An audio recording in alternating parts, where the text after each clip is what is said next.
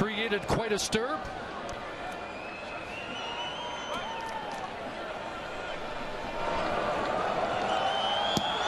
And Beatty teams it up, and here we go. And it will be Cunningham from the Calgary goal line. Flag down as he crosses the 26. Again, Jeff Fuller, a late scratch. He was one of the players of the week in that victory over Hamilton with 9 catches, 148 yards. And Cunningham called upon here. Tim Croker in charge. Holding, Calgary number 94. 10-yard penalty. First down. Frank Beltre called on the hold. Well, Levi Mitchell 8-0 on the road. Threw 3 interceptions last week. Bounced back from that. Actually graded out very well in the game. There's Joe West. Just 2 catches last week, but he's going to move into Jeff Fuller's spot. Cedric Cunningham comes on the roster. John Cornish, below his average from a year ago, played half the season, was over 7 yards rushing per carry. Under that in game 1, a quiet 70 yards for Cornish. First 3 interception game ever for Bo Levi Mitchell. Stamp started their own 10-yard line, short drop, and throws to the outside, incomplete. That was the Jeff Fuller territory last week. Joe West, the intended target this time. He'll be up against Jonathan Hefney over there in that short side corner. Hefney got off to a good start. Former Winnipeg Blue Bomber had a pick for the Montreal Alouettes a week ago, as did halfback Billy Parker in his 7th year. Leading tackler and captain of this defense is Bear Woods. Stamps had 148 yards offense in their first 2 series last week, and then they got quiet until the final possession of the game. 2nd and 10. Here comes the rush. Mitchell stands in and delivers, and it's a first down connection to Eric Rogers. 5 catches, 62 yards, and a touchdown for Rogers in the CFL opener. Bo Levi Mitchell, look at him. Look off the safety. Number 10 right in the middle of your screen. He's looking to his right to try and draw that safety away from the dig route. He knows he's coming back from the left side of the formation to Eric Rogers. 20 yards and a first down up at the Calgary 30-yard line. First carry of the game for Cornish, and he'll move it 5 yards ahead. Again, 70 yards for Cornish last week in a game in which he passed Willie Burton on Calgary's all-time rushing list. Yeah, you know, it was a quiet 70 yards. And Bo Levi Mitchell, we talked about his interceptions, but he graded up well when you look back at the game film. That's according to the coaching staff for the Stampeders. And championship teams, great teams find ways to win. Sometimes it can be ugly. And give credit to Hamilton and their effort a week ago. Went right down to the wire. Give Cornish 4, 2nd and 6. Here's the safety blitz, gets it in the hands of Campo, and Campo has a first down up across the 40-yard line. Simon Charbonneau-Campo, who did not have a catch last week. Sherbrooke product. Already success for Calgary offensively. They get out of that shadow of their goalpost, so even if this drive stalls, they regain some field position after the penalty in the opening kickoff. Nice catch over the middle by the Canadian out of Sherbrooke. So a pair of first downs on this first possession for the Stampeders. Flag down, and at a time count against the Stamps. Procedure call. Had a couple of time count penalties last week. Procedure, Calgary number 16. 5-yard penalty. First down. Markway McDaniel, veteran receiver. He had a quiet week. Fuller got all the action last week. Targeted 11 times. Yeah, late opener. Real late scratch. So we'll see Joe West in that spot. And they're in the middle of the field now, so they can flop those guys on either side. But when they get into the hash mark, West will primarily be in the short side of the field. McDaniel had only 2 balls thrown his way last week, 1 catch. And on 1st and 15, Cornish get back and just beyond the original line of scrimmage.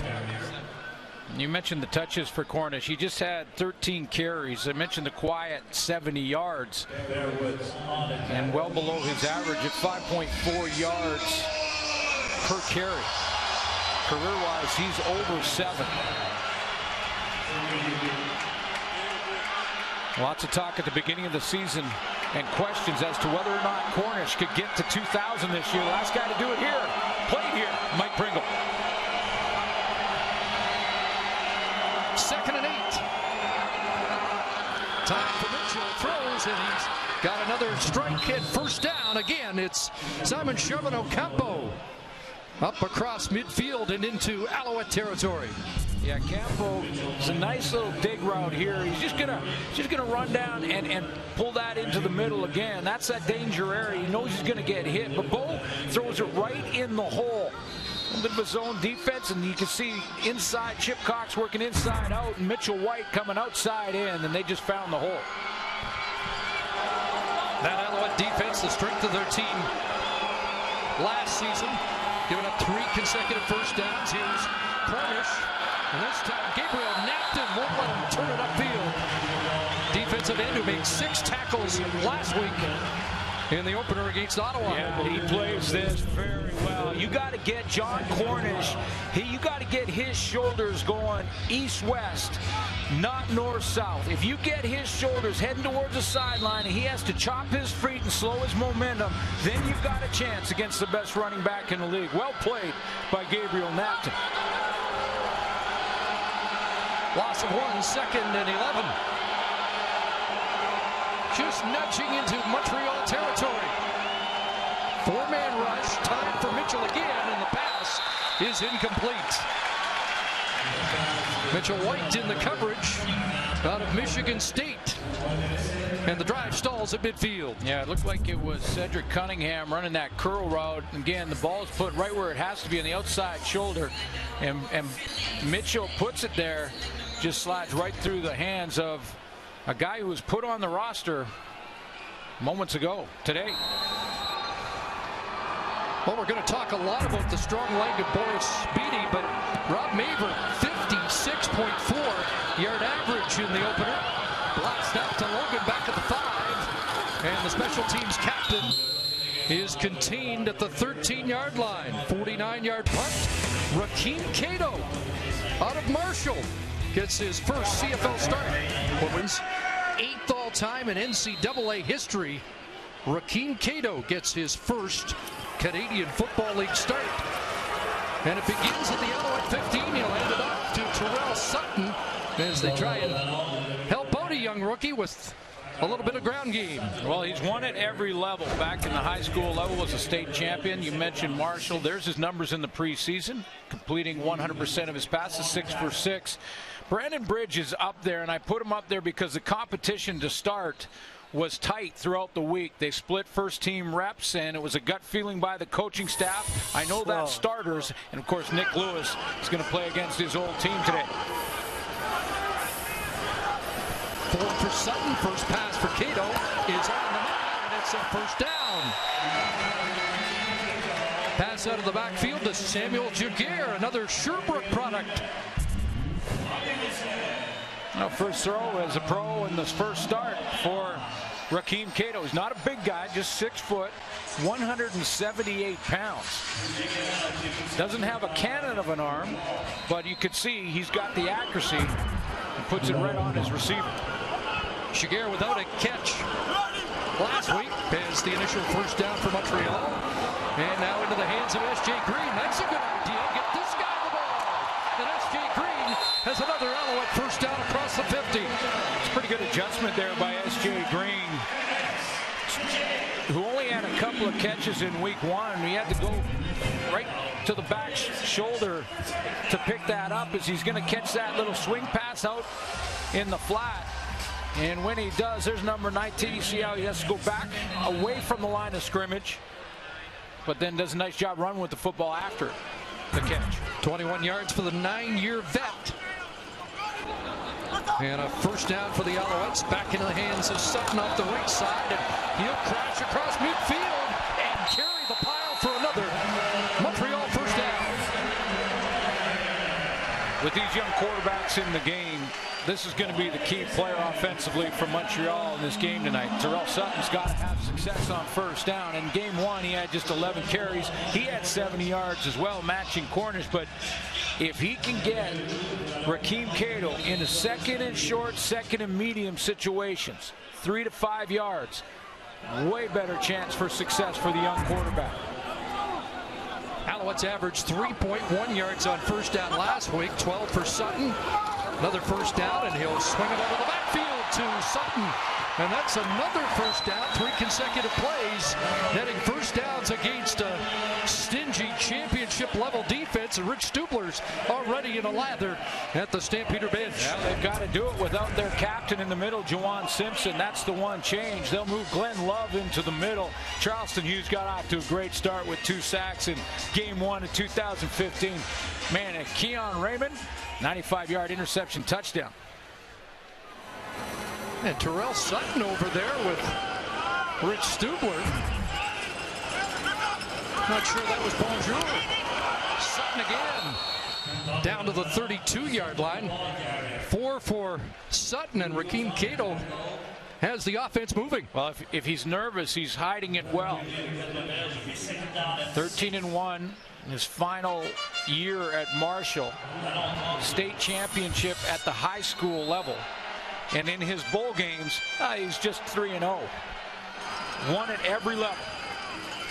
So it's the Thundering Herd against the Stampeders here tonight. 2nd and 6.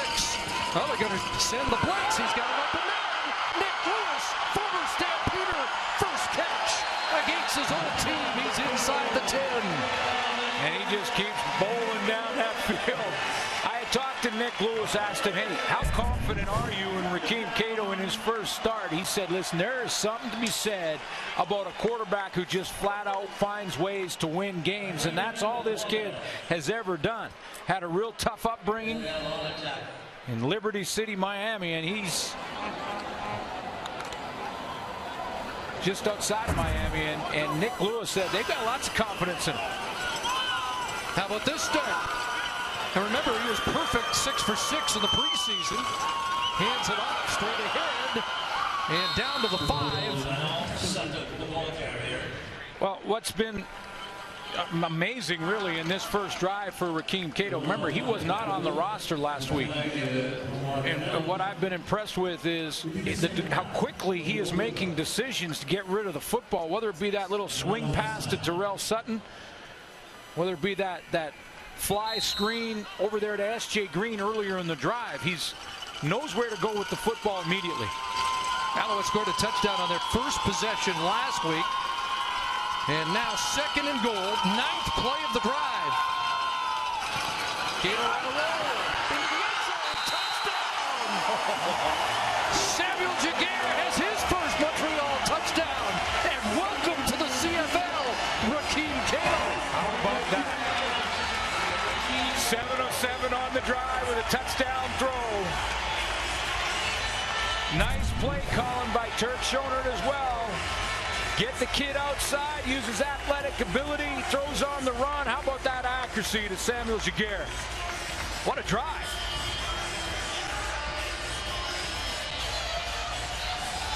Make you believe in a hurry.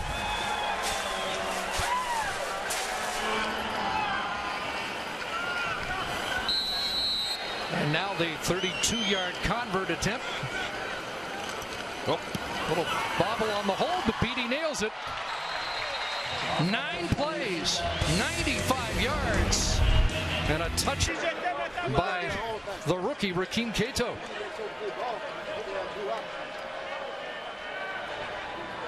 Tim Brown back, awaits the Beatty kickoff. Into the corner at the 3. And Brown up across the 20 and ridden down by Darren Kitchens. Coming up about 3 o'clock this afternoon. That's a little earlier than usual. He started on time tonight, didn't he? Well, the Stamps did not lead until the final play last week. Down by a touchdown, and John Cornish stuffed on the opening play of their second possession. Gabriel Napton there to put a quick halt to that play. Second down, 8 yards to go.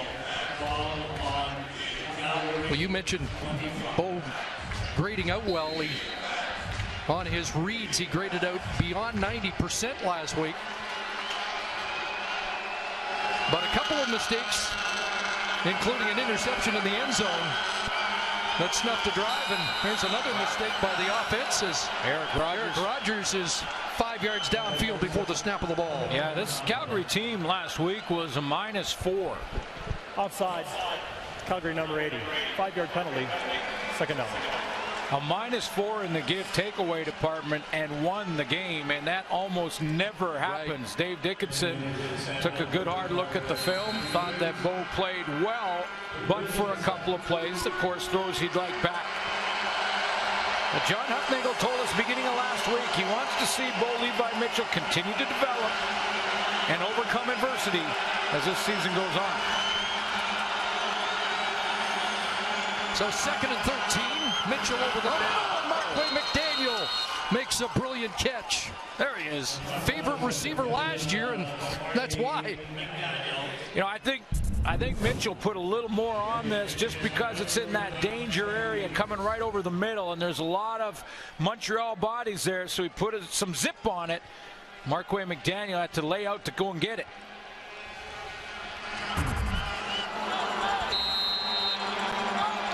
So first down at the 35. Back into the hands of Cornish, and they're having trouble establishing the ground game with Bear Woods, the second leading tackler in the league last year, 89 tackles in the middle of that defense at middle linebacker. So he has no choice but to be great. Bear Woods with that name, number 1, and then went to Troy and played for the Trojans. I mean, the captain of the defense led the team last week, and he's all over the place again tonight. All CFL last year. 2nd and 7. Mitchell looking downfield. Rogers can't make the circus catch. And the Stamps will have to punt it away. Trail technique on the coverage. And I thought it was Gerald Brown that got matched up on Eric Rogers and just hung with it. There's your receiver in that number 2 hole. Comes up, you can jam inside of 5 yards from the line of scrimmage. And you can see there's a little slight push and then looks back and knocks the ball out of there. And we are getting a challenge from the Stampeder bench, and the hands on the 8 would indicate that Calgary's challenging. They may have a case. Yeah, I'm not sure though. I mean, you could see the touch by Gerald Brown. I'm not sure it impeded or changed the direction of Rogers. Be interesting. Command center will take a look, and we'll come back with the verdict after that note. After review, we have pass interference. Montreal number 39. Ball will be placed at 47-yard line. I'm with the fans in Montreal. I'm going to boo that call. No, you know, that one was a close one, and that's why I said I may be wrong on that, because he did make contact with him with the right arm and the right hand to the shoulder pads. But you're still a member in good standing of the defensive back union. 8-year veteran, Eastern All-Star Gerald Brown. Well, convinced. When I hear Milt Stiegel on the panel give the receiver the benefit of the doubt every time, I've got to side with those guys every now and then. But it was a close one, and a good challenge by John Hufnagel. Keeps the offense on the field, and actually now the deepest penetration for the Stampeders here in the opening quarter to the Montreal 47.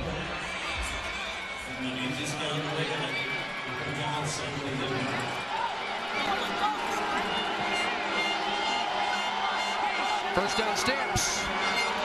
And Alouettes thought somebody moved on that offensive line. Mitchell spins and throws it incomplete. Looked for Cunningham, and that play didn't look well executed. Yeah, there was some interesting back and forth there between Winston Venable and I think it was Dan Faderkal on the outside, a tackle who Venable kind of wanted to go on the blitz. He jumped into the neutral zone, jumped back out of it before the snap of the ball, so he didn't get offside call, and officials didn't see any movement from that O-line. So it's 2nd and 10. Now show pressure, and they bring it and get to the quarterback. A flag flies, however, as Mitchell taken down back on Calgary's side of half. And it looks like it's going to be against the Stampeders, a holding call. So the sack will stand. Holding. Calgary number 65. Penalties decline. 3rd down. Yeah, that's Michael Klassen, and he just beats his man right down Main Street. Former Calgary Dinosaur. Yes, sir, and he's just going to come a little stunt on the outside, but watch number 9. He just swat the hands down of Pierre Lavertu and get straight back into the kitchen of Bo Levi Mitchell. So Maver to punt. Logan is back. Not a deep kick. Logan fielding it, ducks under the initial contact and tripped up on the 13-yard line. We got a flag back at midfield as the punt rolled for Maver for a 45-yarder.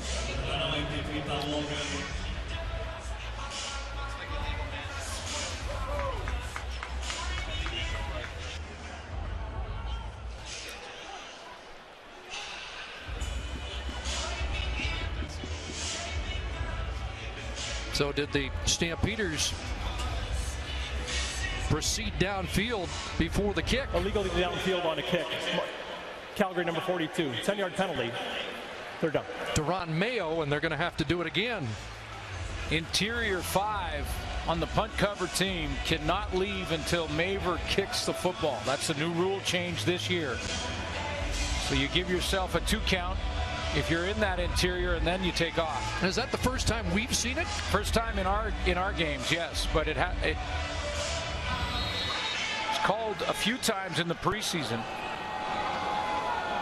See Randy Chevrier, veteran and a St. Leonard native, the long snapper, back in the lineup for the Stampeders. Maver sails this, and Logan will take it on the fly at the 18. Got a crease. Step from Logan up across the 50, and finally slowed up by Maver near midfield. That's the danger of having to re-kick. Let's check in with John Lou.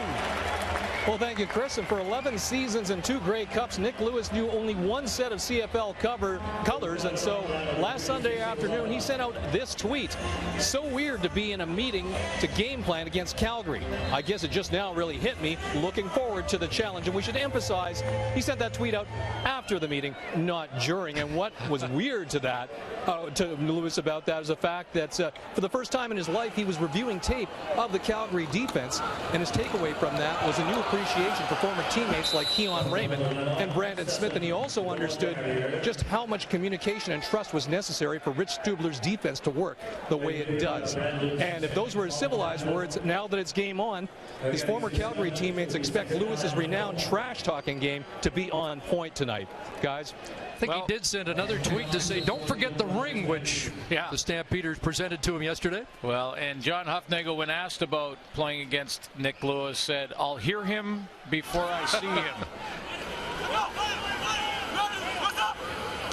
Final play, first quarter, 2nd down, pass underneath, and S.J. Green the catch, but Jeff Hecht, a former Alouette, steps up to put the stop on Green. Great. That helps a young quarterback. Should emphasize that Bridge and Cato are the 4th and 5th quarterbacks that the Alouettes have used already this season. And there's Beatty off the side of his foot, but it will roll inside the 20-yard line, and no return as it's marked at the 17.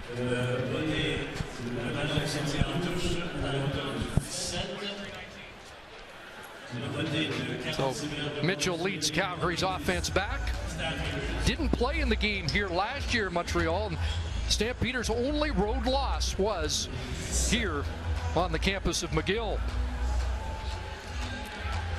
It's tough to win here when you're coming from the West. Time change you're dealing with, and then And I'm not suggesting this happened with Calgary last year, but there are distractions. There are in distractions this, in here. this city.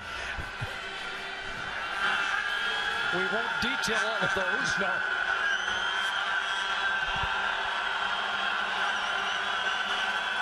Here's Cornish.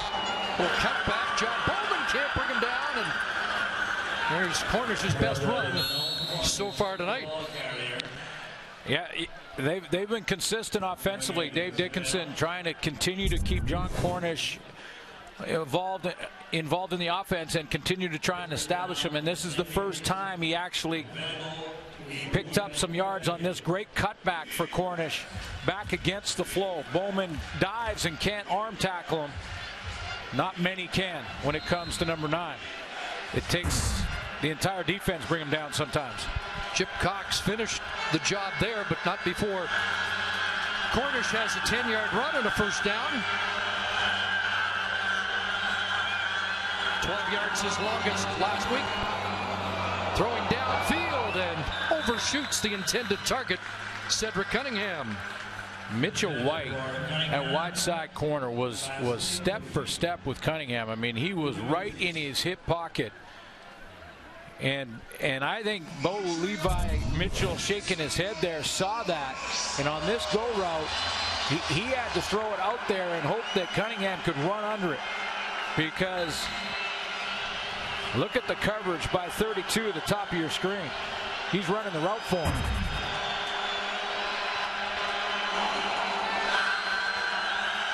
So 2nd and 10. Here comes the heat. John Bowman gets home. And another sack for the Alouette defense that had 51 last year, 3rd in the league. And that's the 84th career sack for the veteran John Bowman. And that leads all Montreal Alouettes from his familiar stand-up position at that rush end, and just great hands as he gets his hands up and knocks down Edward Harrison in his set to try and pass protect, and gets to Mitchell. That's the 6th sack allowed by the Stampeders this year. Only 26 all of last season. Maver boots it away. Short kick at midfield. It's Logan ducking away and bubbling back on his own side of half. Does he have something? Yes, he does. Wants a block, but Maver gets there.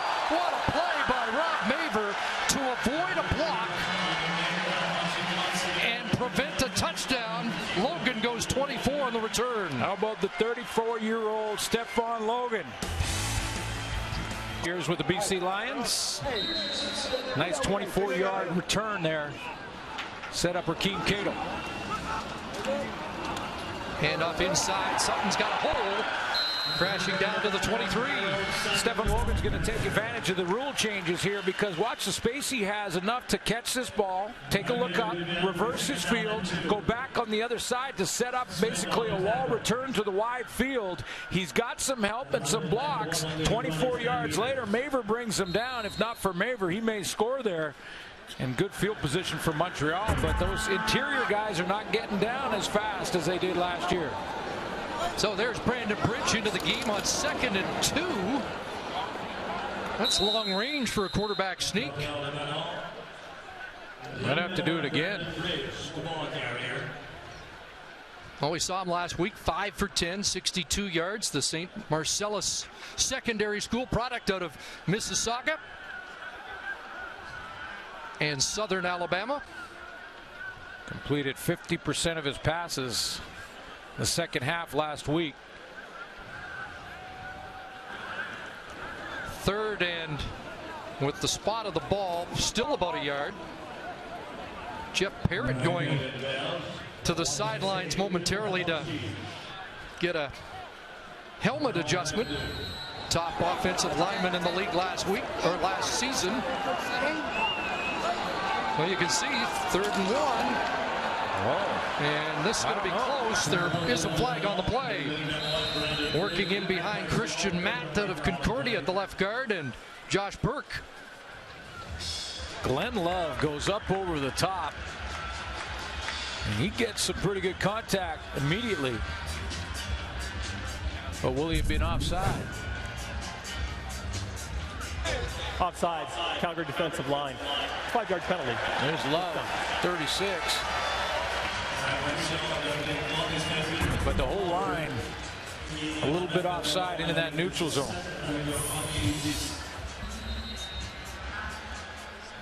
Tom Higgins said we will see both tonight. But if Rakeem Cato stays hot, I'm not sure if we'll see Brandon Bridge play quarterback in regular offense. Beyond short yard, yes. There's another completion, and Fred Stamps has got it, but he can't turn it upfield against Jamar Wall. Fred Stamps with catch number 499 of his career. Closing in on 8,000 yards, and his next touchdown will be number 50, so he's rounding out his numbers. Move him around. He played a little bit outside last week. The official get that first down marker on the ground and duck and find cover. And Marty Careau, the head linesman, taken down, but he bounces back into the action. 2nd and 9, pressure on. Cato throws, and S.J. Green slipped as he tried to come back for the football. Josh Bell, the safety blitz, applied pressure, and that's the first incompletion for Rakeem Cato here tonight. Yeah, and, you know, he quite calmly goes to the bench right here because he knows that S.J. Green just slipped on the comeback. He threw it right to the spot he was expecting his receiver to come back to, and he slipped and fell.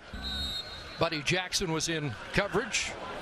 And here's Beatty, 1 for 1 last week, hit a 37-yarder.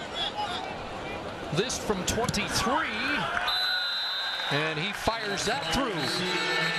And the Alouettes have a 10-point lead here in the second quarter in Montreal.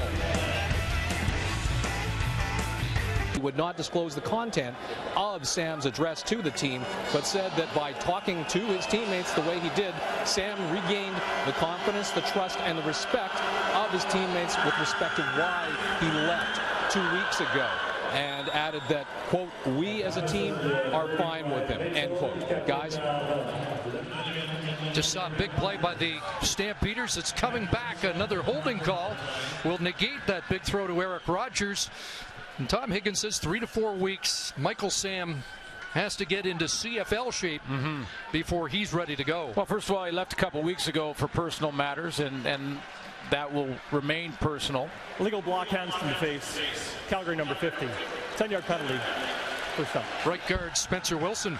But the discussion is really a simple one as far as I'm concerned with Michael Sam. Can he make the football team? Is he good enough to play for the Montreal Alouettes? When you look at the guys they've got in the position, which John Bowman and Gabriel Knapton, can he be a rotation player? He's on the 46 tonight and scratched before the game. Good sign there, those suits. They thought he was a little heavy, but you notice he wasn't eating the room.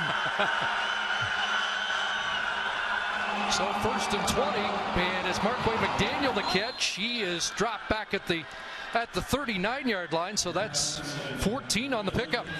Well, it's obviously a story that transcends the game. It's bigger than the game of football itself, but it really can be simplified to Michael Sam earning the trust of his teammates. The guys don't care as long as you can help them win football games, and if Michael Sam can do that, he'll make this team and he'll contribute, and there'll be no problems. But if he makes it on his celebrity alone, that will hurt the locker room. 2nd and 6. Mitchell stands in. Can't connect with Rogers, who looked like he stumbled out of the break. And it will be 3rd down. And that's really the crux of it. It will divide and cause problems and issues in the locker room if Michael Sam makes the football team on his celebrity. And if he makes it on his merit as a football player, no problems. If he helps the Alouettes win games, his teammates will welcome him into that room and there'll be no issues at all. Now he's got to get into CFL shape, and it's different. 20-second clocks. You got to get out there You got to run, wider field. Dancing with the Stars isn't the best training regimen. Is that what you're saying? No, it's not. Tom Higgins said, as you mentioned, probably 3 or 4 weeks, you may see him on the roster. Maver to kick. High, but not deep. Logan, 36-yard line. And he'll be pushed out at the 38. Glenn Love downfield to limit the return. After a 35-yard punt, Alouettes continue to lead.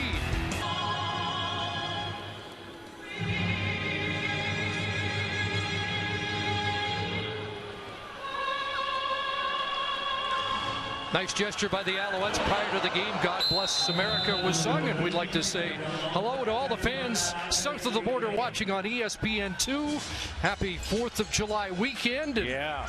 You've got big weekend, so I want to say a special hello to all the friends and family down in Nashville, Tennessee, Music City, spending a lot of time down there, and I know there's a group of fans down there that watch at the local sports bars right there on Broadway. Noticing a real Twitter buzz south of the border for the games, and I imagine that's the case in Huntington, West Virginia tonight, home of Marshall University. Cato, he almost got welcomed to the Canadian Football League by Buddy Jackson. Well, and this is timing, because this is an out cut here, and the ball's got to be thrown right now, just before he gets to the break. And you watch Cato here is going to hold the ball just a split second too long. Ball's going to be out now. 2 steps, 3 steps by Stamps. Now the ball's late, and Buddy Jackson's got a shot at it. All he did was forget to catch it. So that's the second 2 and out of this game for Cato's offense. Beatty. And it's fielded by Tim Brown, 21-yard line. And Tim Brown was good last week, and another fine return here up to the 43, but a flag comes down.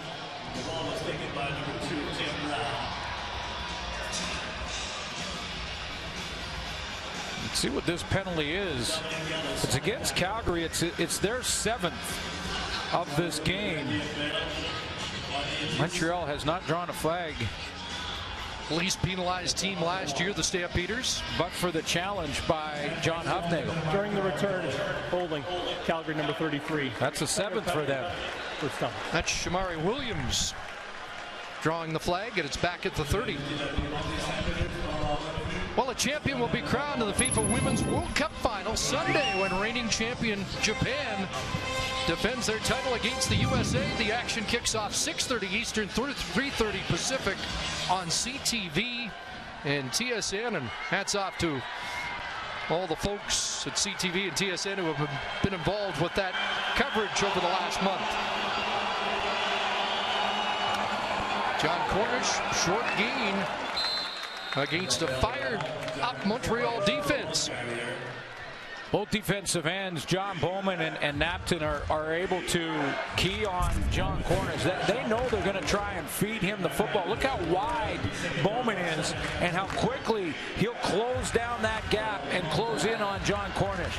No play action fake. Bo Levi Mitchell could almost hold that ball in the stomach of John Cornish a little bit longer, try and hold Bowman and Napton outside. 8 carries, 34 yards for Cornish. 2nd and 7. 3 receivers near side. Mitchell looks the other way. And incomplete. Joe West unable to bring it in one-handed. And the Stamps will have to boot it away. Open. And I think Mitchell will tell you that this one's on 19. Just a little bit low and away, and tough for Big Joe West to go down there and get. You can see he opens up on the slant route.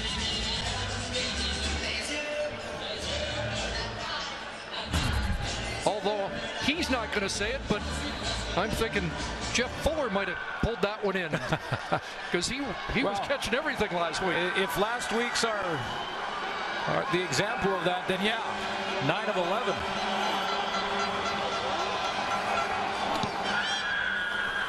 Better boot by Maver. Drives Logan back to his 23. Flag down. down as Logan is dropped. After a 7-yard return, a 54-yard boot by Maver, and a penalty against the Alouettes on the return.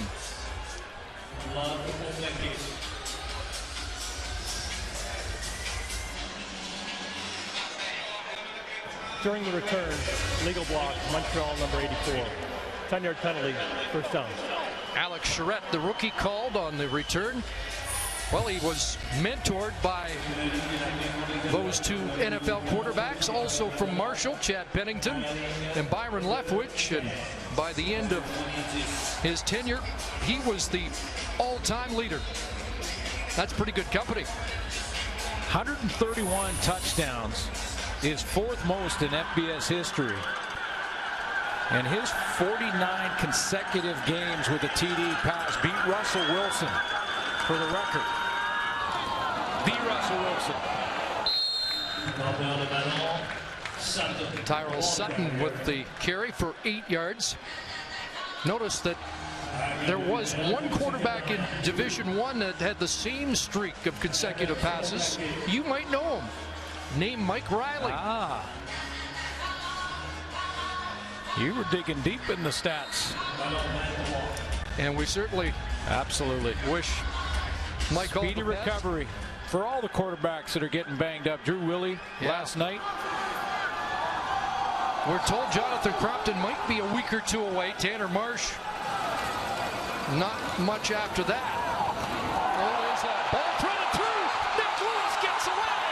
There he is. The big man rumbles to the Calgary 50-yard line.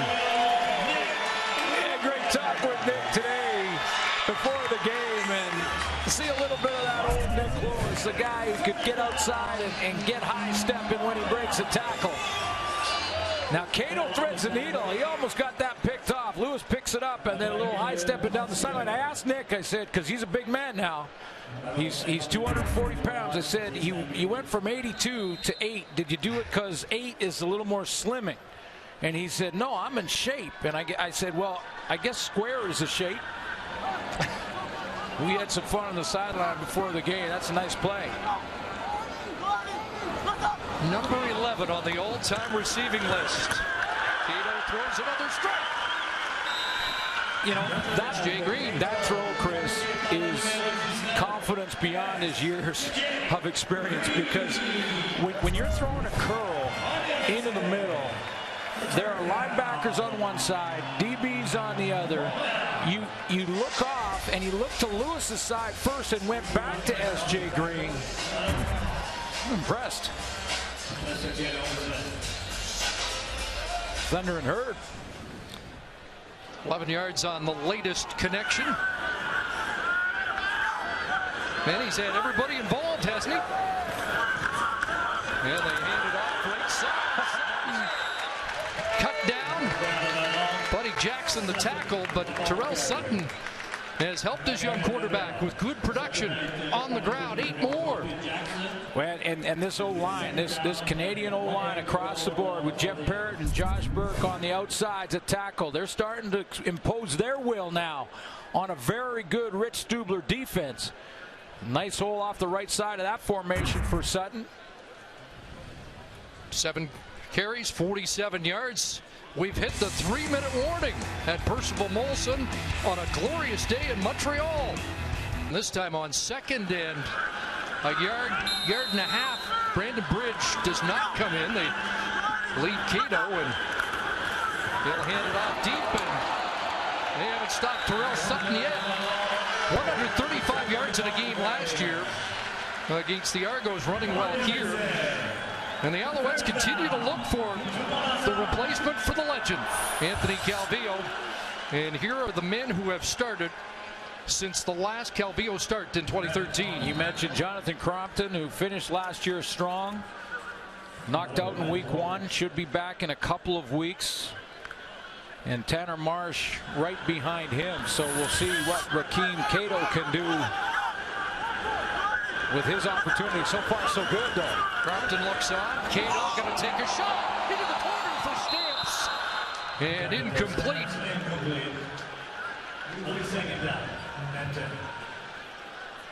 First true miss, it looks like. He had one almost intercepted on when the timing was off. But this time Stamps comes out of his break on this corner route, and this is the first true miss from Cato.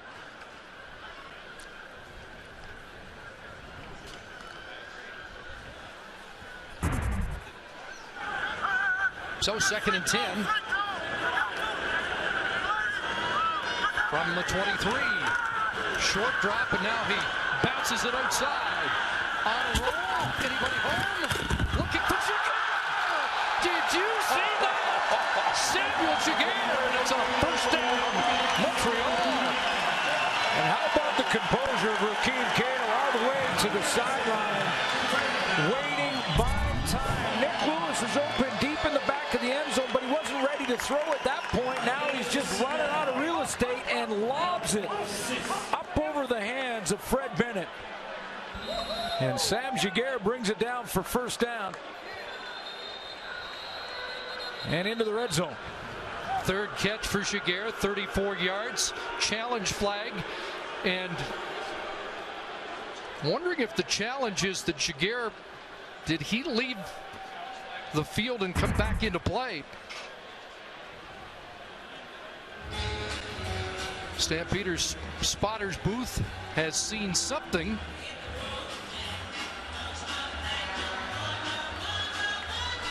So we'll find out if that highlight reel catch is going to stand.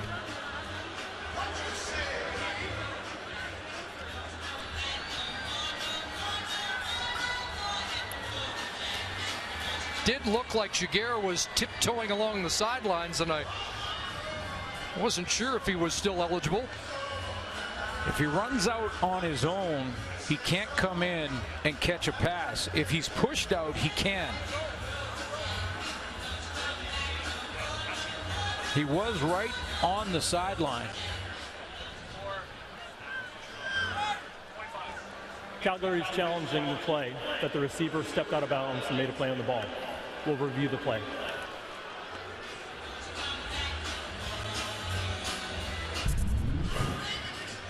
Les Stampeders contestent une dernière décision prise sur le terrain comme So Giguere is on that sideline, and he steps out there now. If it's determined he's pushed, he can come back in and catch the football. And he does look like he's eased out.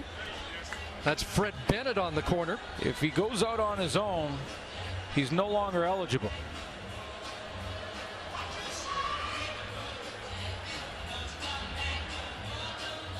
Yeah, I don't think there's any question he's pushed by Fred Bennett.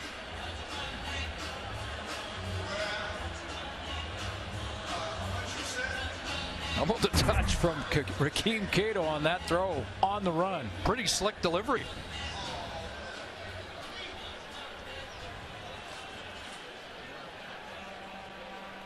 Not much question he stepped out, but was that enough of a push?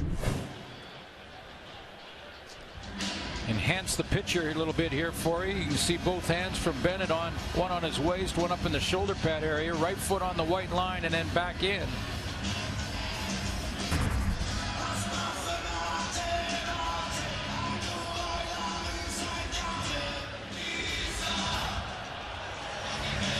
And this taking longer than you might anticipate. So not clear cut in the view of the command center.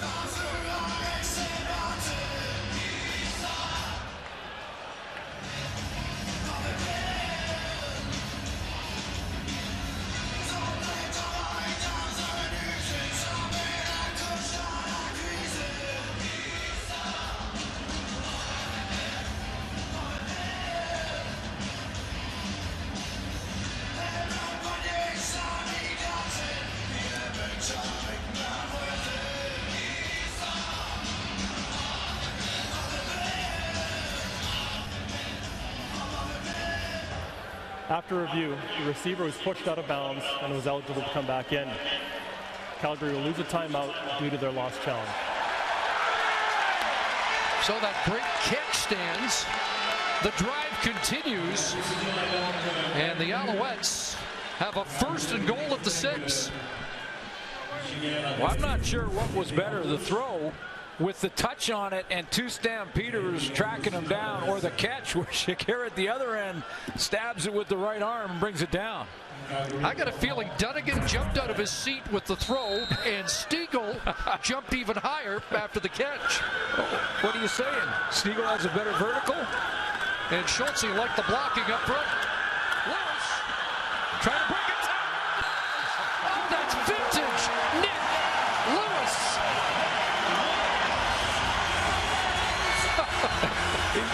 He's running through everything. I think he's telling his old teammates he's a Montreal Alouette now.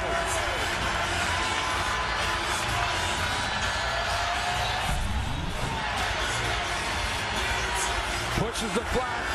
Cato puts it on him. Brandon Smith comes up, puts his shoulder pads right in that thigh area, but that's like hitting tree trunks. Didn't wrap him up. And big Nick Lewis puts the hand down. Allowed to do that. Not down by contact. Touchdown. Brandon Smith was the leading tackler with the Stampeders last year, but he's never had to tackle number 8. And the Alouettes are going to go for 2 here.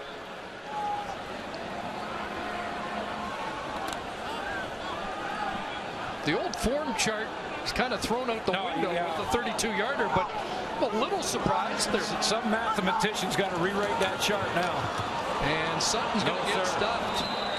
Freddie Bishop shuts the door. And it will be a 16-0 lead for the Alouettes. 2-point attempt here. Let's take a look defensively. Who steps up? Inside rush there. Bishop there, Quinn Smith. Freddie Bishop has, I think it was Bishop. 15 family and friends here from the Detroit area. But a touchdown from Nick Lewis. His first as a Montreal Alouette. I hope your arm gets better. I miss you out there. Hope you get better. You take a look at this touchdown.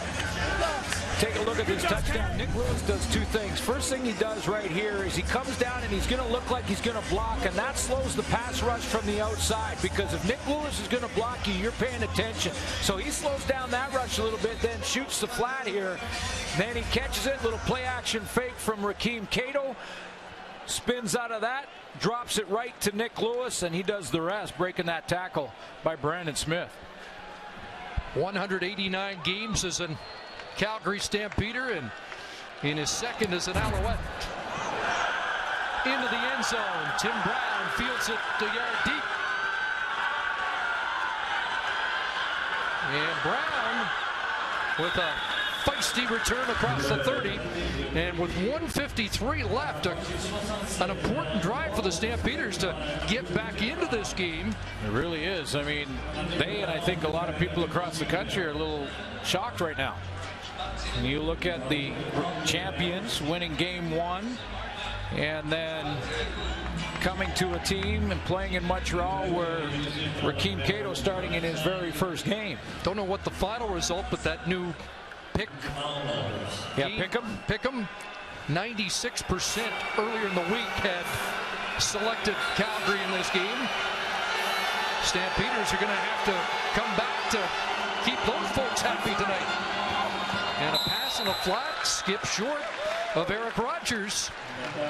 And Bo Levi Mitchell now 5 for 12 and 70 yards in this first half.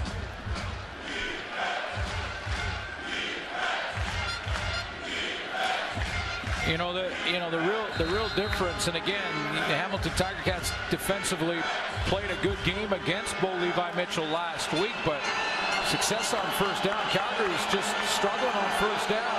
Montreal's averaging 8 yards on first down in this first half. 2nd and 10. 5 receivers out. Porter stays in. Pass to McDaniel is complete. And it's a first down, dragged down by Chip Cox. I was really interested to see how Chip Cox, who's a veteran and all-star player, former defensive player of the year, was going to adapt to the new rules, because part of his game for so long has been to be physical on receivers. Can't do it anymore after 5 yards. 13 for McDaniel. First down, Mitchell has time and misses McDaniel here, but a flag flies as the matchup continues. The veteran Chip Cox against Marquay McDaniel. That was in the back end. I think this is going to be against Cox. Little double move there. Pass interference. Montreal number 11. First down. Pass interference ruled at the Alouette 54. Yeah, it became pass interference because the ball is thrown to that receiver.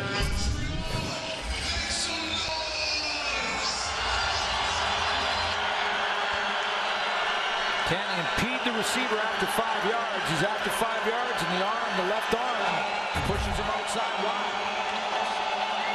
Another first down as the Stampeders throw that flanker screen to Campo, who has another catch and another Calgary first down. So this is the best looking march of the night when the Stampeders really need it.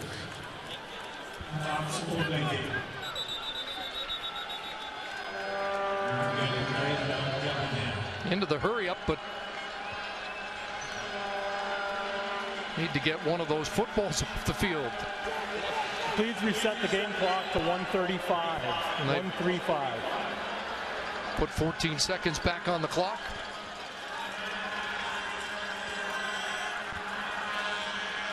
Gave John Bowman a chance to get back into the game. He was on the sideline in the D-line rotation for Montreal.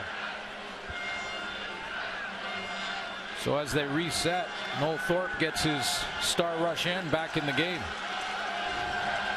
Not sure John Hufnagel likes that substitution if they're going hurry up. Reset the game clock. Yeah, I mean, They're not supposed to be able to do that, are they? no, and they had them on their heels a little bit. I think another ball got thrown out onto the field. They had to get it all reset. While they were resetting it, the clock continued to roll, so they had to reset the clock. But Bo Levi Mitchell had a little something going there with a couple completions in a row. Stamps trying to close the gap late in this first half. And they come. And it's Cornish drop. And John Cornish steamrolls down to the 28. And this Calgary offense starting to click into gear. Came on a bit of a linebacker blitz here, Montreal did, but really a run blitz, and Cornish found the only gap. There's a blitzer here and a blitzer there, Bear Woods. And as they come through, you can see that little shuffle step inside, opens it up. Nice block by Laverty. First down, swung out, incomplete. Out of the reach of McDaniel. Mitchell rushed that throw. He had some pressure coming from Gerald Brown, the halfback. Noel Thorpe dialing up a couple of blitzes here down when they get backed up into their own end a little bit here. And because of that pressure, Mitchell just rushed it, didn't really even have a grip on it, and he threw it right into the dirt. Stamps have not been shut out in the first half of a game since late September 2010. Second and 10. Three receivers near side, taking a shot deep, and Eric Rogers can't bring it in. Had a step, but the throw a step too long.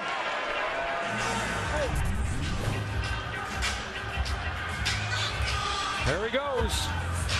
You're right, he did have a step. Gerald Brown playing way off him and then had to turn, and now's in trouble. Eric Rogers a good yard and a half in behind him, and Bo just misses him over the outside shoulder. Well, here's the week one hero, the 50-yarder on the last play of the game. And this one is missed, and Logan's going to bring it to the goal line, and the Stamps still haven't hit the board. So Rennie Paredes, who had that emotional kick last week that looked like his season was off on a better foot, misses one he should have made, and it remains 16-0. And that's a deflator for the Stamps. Yeah, it really is.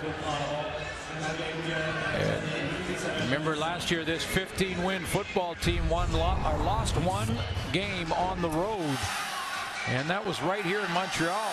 Bo Levi Mitchell did not play in that game. That was Drew Tate's game. But it was one of the games in the back half of the season that got Montreal going. They finished strong at 9-9 after a 1-7 start. Duron Carter there. John Huffnagel's 41-22 on the road, and yet in Montreal, he's 3-4. Although he did win a Grey Cup game here in Montreal in 2008. Here's Sutton, good run to get him out of the shadows of their goalpost. Buddy Jackson brings him down, but not before a first down run to the 21. And Alouettes should be able to run out the clock now. Yeah, and I think there's going to be the defense in the locker room at halftime is going to talk about a little bit of intensity and bringing it up a notch. And Juwan Simpson not being in the middle of that defense makes a big difference. I mean, that's their inspirational leader, their heart and soul guy. Rich Stuber's got to get him fired up. Let a fire into this defense. Juwan Simpson out after 54 consecutive starts. Heartbeat of that defense. Glenn Love's a good player and a good athlete, and he's replacing Simpson. But it's Juwan Simpson that when he feels a little bit of a drop-off, he'll step up and say what needs to be said. And I'm not sure Glenn Love is going to do all of that. Now, Keon Raymond is also one of the leaders on that defense, and I wouldn't be surprised at all to see Raymond go in there at halftime and just say, hey, guys, we're better than this. Charleston Hughes was a beast last week, and he usually is. Quiet first half for him and a lot of members of that Stamp defense. And Sutton on the spin. Up near the 30-yard line, he'll be short of the first down. I talked to Keon Raymond before the game a little bit, and I asked him, what are you going to do with Rakeem Cato? Are you going to send the house and see if he can handle it? He said, we don't have a lot of film. We don't have any film on Cato really, except for a few throws in the preseason. So we'll probably make most of our adjustments at halftime. He said, we're going to come in the start of the game and play our stuff, do our defense, and then at halftime regroup, see what they've done in the first half, and make the adjustments then. So let's see what they come up with in this second half, that Calgary defense. I would guess more blitz. Alouettes run it down. Cato takes a knee. What an impressive first half by the Montreal Alouettes, and in particular, a CFL quarterback making his league debut. Rakeem Cato got that offense going. Opening drive, 95 yards, 9 plays, and a touchdown. And what does Rich Stubler cook up at halftime? Here's Logan. On the return, he might have something. Gets outside. And away he goes. Stepping out just beyond the 45. Looked like he might have a little bit more. William Langley, rookie in the Calgary lineup, pushed him out. Boy, look good in that opening drive. Of course, most of the time, especially for young quarterbacks, opening drives are scripted. So give some credit to Turt Schoenert, Ryan Dinwiddie, and Anthony Calvillo putting together a game plan that allowed him to make the quick read, get the ball out there, but stalled as the game was going on, and then had another good drive with some field position set up by Stephon Logan on a return. Pitch to Green, who breaks a tackle as the Stamps try to rip it out. S.J. Green falls forward to the 53-yard line and has close to 8. But that's a great question that you had, Chris, which is, what does Rich Stubler do now? Now that he's got a half of football to study and break down there at halftime, does he bring more pressure and see if he can fluster young Rakeem Cato, or does he drop back and make him be patient all the way? He's been patient the first half and looked pretty successful, 13 of 16. Rich Stubler's been doing this since before Cato was born. Second and 2, and Sutton runs the football. And it's gobbled back up, or is it? It's a Calgary football. See if they ruled forward progress, as Sutton was close to the first down at near midfield. Boy, he hits a wall. And they're ruling it's Montreal ball, and then Sutton was down. He was down by contact before the ball came out. Josh Bell came over the top as he was spinning out of that one, and he has been the key for Montreal. I mean, a big difference maker for a young quarterback to have that balance and be able to run. 3rd and inches, and Brandon Bridge in on the short yardage, following Luke Perdue-Jordan. Got across midfield. That was forward progress, and he got pushed back, and they're going to rule it is a first down. But this is interesting. If the play was allowed to continue, he might have been dropped for a loss. Yeah, they're ruling that he got pushed back. And if he got pushed back, then yeah, it would be forward progress, which is where they spotted the football, which I think it is first down territory. My question is, I thought he might have tried to back up and restart that on his own. And if he bumps that outside, now he gets tackled for a loss. No, yeah, it's not forward. If he comes out on his own and then gets tackled behind the line of scrimmage, it's a loss. Remains Montreal ball, and here's Sutton straight ahead for 5 more.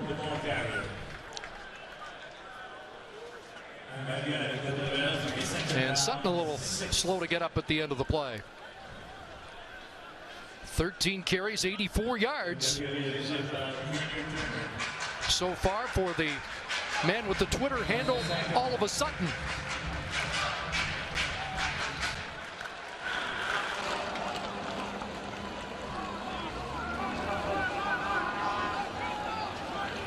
Second and close to 6. Quick hitter, complete, and another first down. First catch of the game for Cody Hoffman out of BYU. Newcomer to the lineup, tutored the last couple of years by a coach at Brigham Young by the name of Cahoon. Ever heard of him? just a little bit, especially in these parts. Ben Cahoon, the all-time leading receiver. Montreal, and coached up Cody Hoffman. Guy they compared a little bit to the same style of player of Brandon London, who recently retired. Hand off to the right side, and keeps churning up the yards, doesn't he? Terrell Sutton off the right side. And 7 more. Closing in on a 100-yard night. Boy, that old line just continues to slide across, pick up the blocks here. They're just going to go in this direction and allow Terrell Sutton to just find his hole. Look at him just kind of pave the way there. Again, first down production for the Montreal Alouettes is helping Rakeem Cato in a big way. Puts him in manageable situations. Look at the difference between Montreal and Calgary. Sutton again. And he won't get to the first down stick. Brandon, or check that, Buddy Jackson steps up to prevent the first down. Now, one of the games we did in week 1 was at Fort McMurray with the Toronto Argonauts against the Edmonton Eskimos, and Brandon Whitaker had a big game, and at the time thinking, wondering if Montreal's regretting the decision with Brandon Whitaker. But when you see Terrell Sutton play the way he's playing, that's why they could make that decision. Looks like he switched his jersey, but Philip Blake, the right guard, now wearing number 60, has had a good night. And Tom Higgins told us that he has exceeded expectations.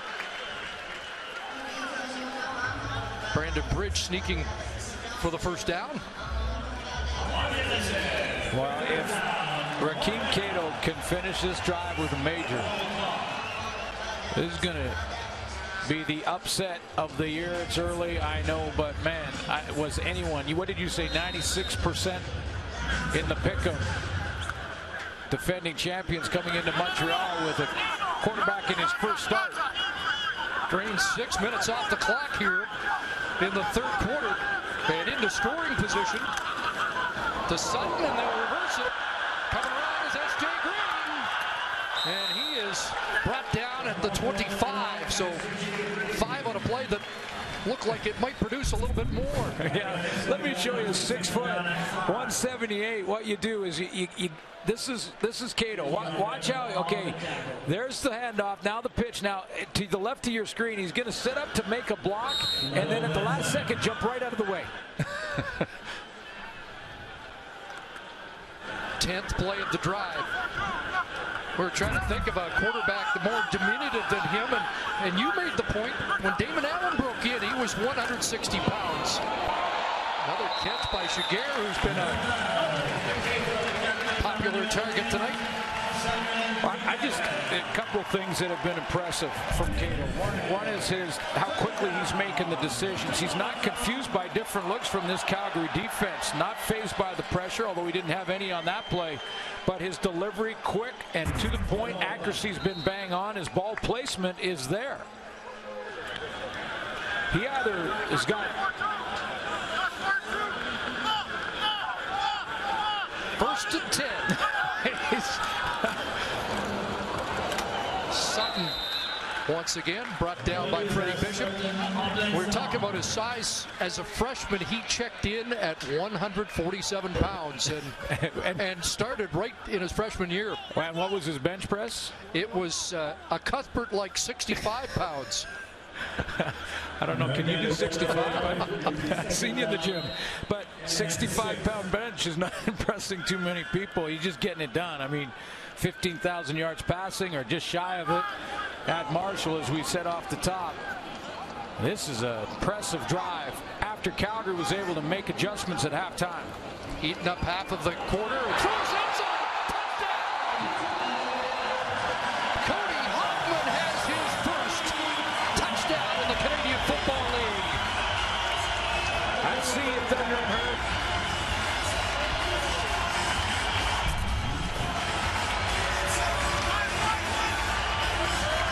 Look at this read. Blitz pickup.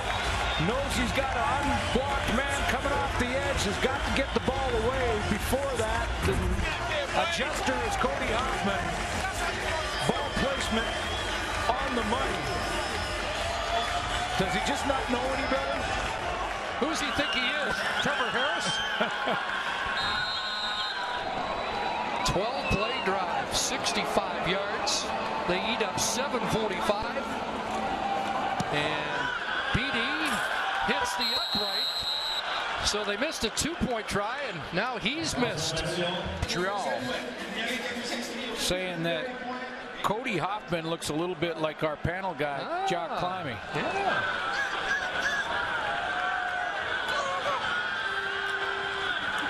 Tim Brown trying to kickstart it for the Stamps. And he'll get tossed down by Bell's the free man, so Cato's got to get rid of the ball before 11 gets there. He knows it's coming.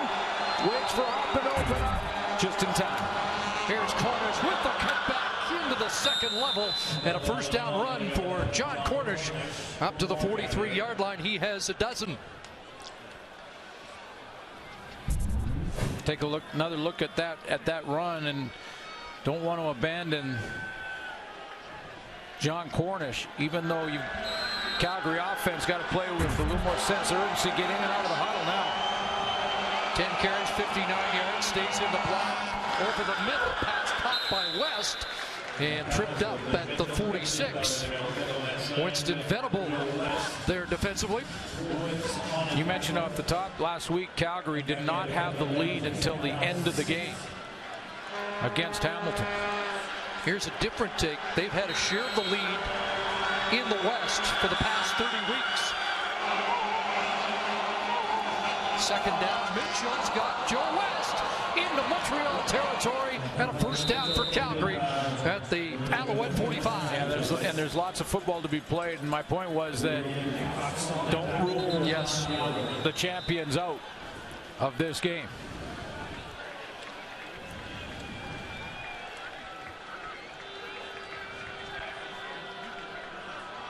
Dave Dickinson sending in the plays, but there is an injury. An Alouette down, so we will step out with 5:36 left here in quarter number 3. Bear Woods was the injured Alouette, the middle linebacker, so that puts Nick short of it. Rookie out of McMaster into the fray. 1st and 10. They'll swing it in.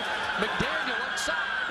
Cuts back and brought down at the 40-yard line. And there is Shortle, a 4-year starter with the Marauders out of Nobleton, Ontario, the number 13 pick in this year's draft. Excited to get a little bit playing time, and Shortle looked a little high running around there. He's got to lower that pad level a little bit, especially when number 9's coming through the line.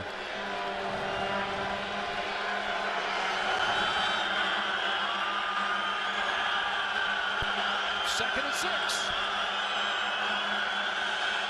Alouettes send extra man, and open is McDaniel. And he is upended.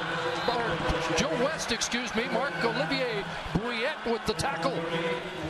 20 yards for West. Right on the break.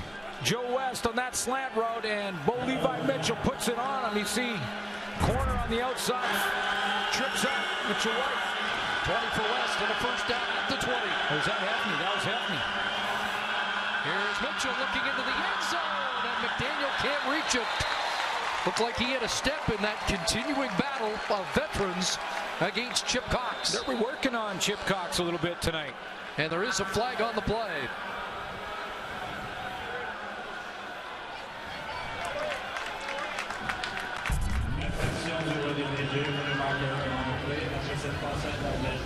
After the play, directional conduct. Calgary number 28. 10-yard penalty. Suck it down. That's another bench penalty for the Stampeders, like one last week that nearly cost them the game. Brandon Smith called on the sidelines.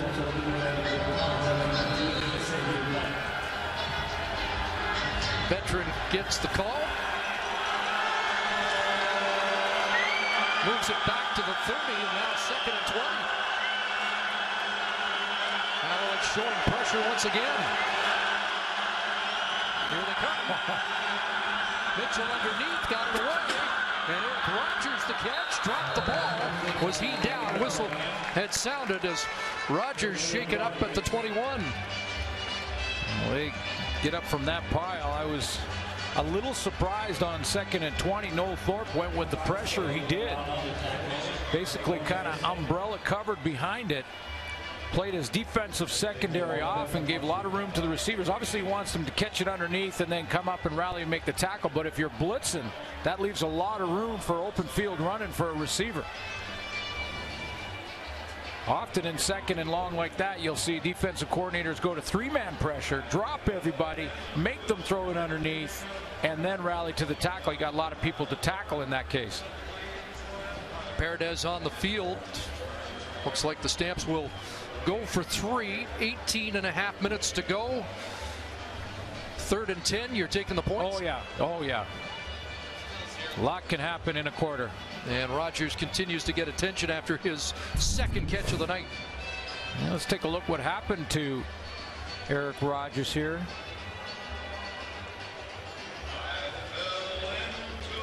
Safety Marc-Olivier Brouillette came over the top. Darren Kitchens looked like he's part of that too, but it is Brouillette that makes the contact.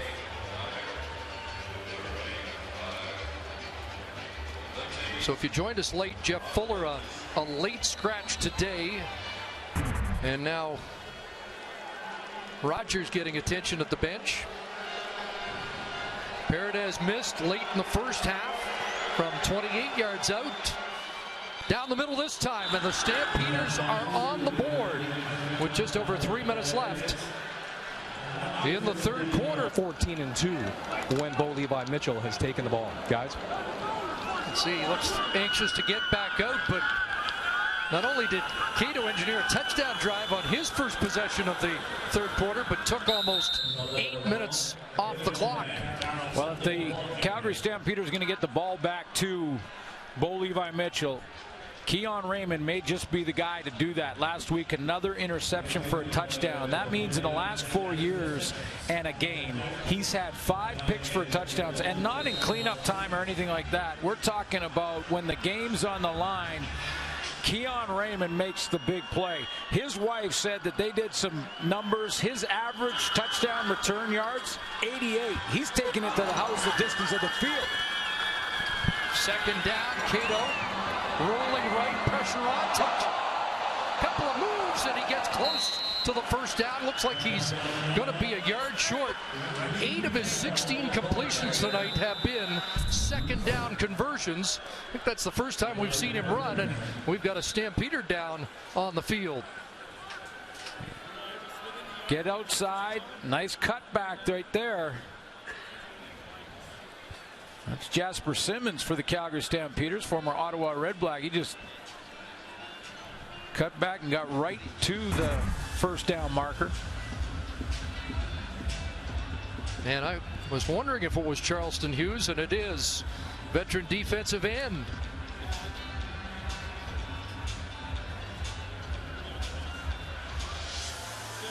So with 3rd and short upcoming, Stamps are going to lose the anchor of that defensive line for this next play.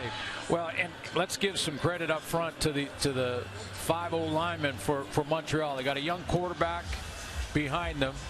They've opened up some holes for Terrell Sutton on first down to give him a chance in 2nd and medium to 2nd and short to keep the ball rolling. And we haven't talked at all about 39, and that just never happens.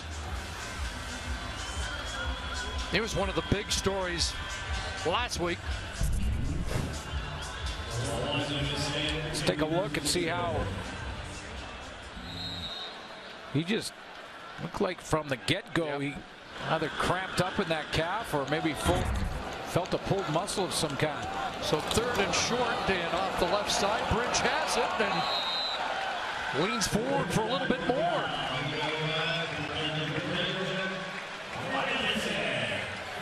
We had a good talk, and Tom Higgins said that they'd see both unless one of them got hot. Well, Rakeem Cato is about as hot as a first-year quarterback in his first start can be.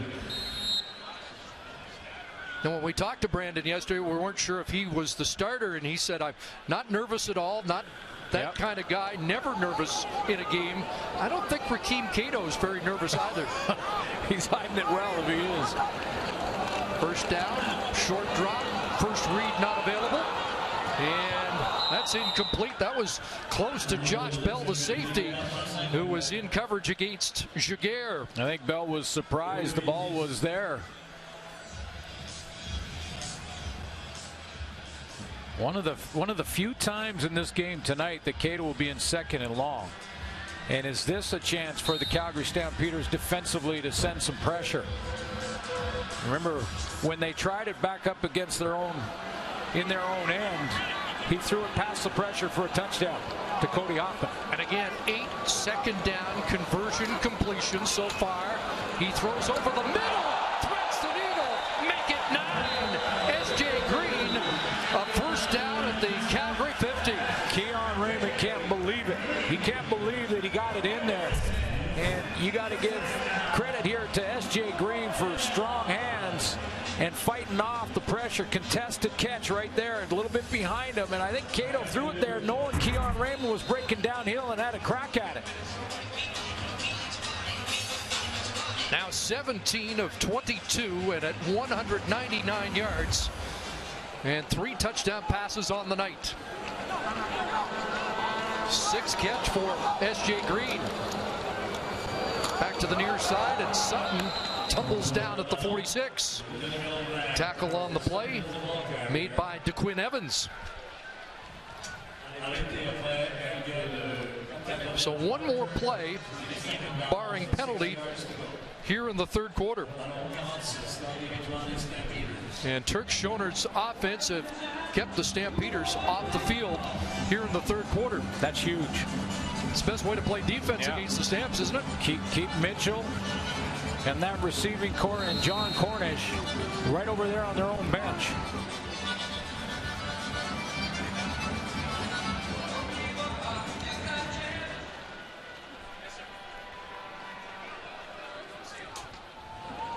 John Cornish trying to stay warm. Second down, handed off to Sutton, and he'll be stopped short. Got to the 42. He's 2 yards away from a first down. Final Final play, third quarter. We're very grateful and appreciative of landing on our feet in Baltimore. You must love the memories you have when you come back to this city. I know you're enjoying it as a bit of a tourist now. Absolutely. My wife and I have come back the last few years. I try to enjoy a lot of the city that we didn't get a chance to see when we were working. So we're enjoying it. The people are great. It feels like home here. It always has. And we're enjoying the week. Long-range field goal by Boris Beatty enhancing the Montreal lead. And we're wondering about who takes the reins from Anthony Calvillo. You were spoiled in a sense with a legendary CFL quarterback. What do you look for when you're looking for the next guy? Oh, that's a tough one. That's a question for Jim Pop because he's the best at it. But this young man, he's shown great poise tonight under fire. They blitzed him. He's handled the blitz well. The team is playing hard for him. He's playing under control. He's throwing the ball away, but no scores. 22-3 isn't enough in the fourth quarter in the CFL, so we got a long way to go. We've asked you many, many times, but I want to get it again. Calvillo and where you place him in all the quarterbacks, the great players that you've played with. Oh, Anthony's as good as anybody I've ever coached. From the standpoint that we go, the standpoint of preparation and attention to detail and accuracy and poise and leadership, and he's the reason that I was able to have such a great experience in Montreal. It started with him. How do you think he'll do as a coach? I think he's going to be a great coach. I think he's had coffee with him this morning. He likes it. He's trying to learn it from the ground floor up. But the sky's going to be the limit for AC. I think we're going to see a lot of him as a coach in this league. So that pickup for Markway McDaniel will stand. Don't know how much you know about Bo Levi Mitchell, but since you left, he's kind of taken the league by storm. No, he's done a great job, and John and his staff have done a great job with him. They've got a great offensive scheme, and Dickinson has done a great job over the years running that scheme. So they're in good hands, certainly. And not out of this game, a 63-yard play for Bo Levi Mitchell. Yep. Take a look at what they do here on 1st and 10 from the 12.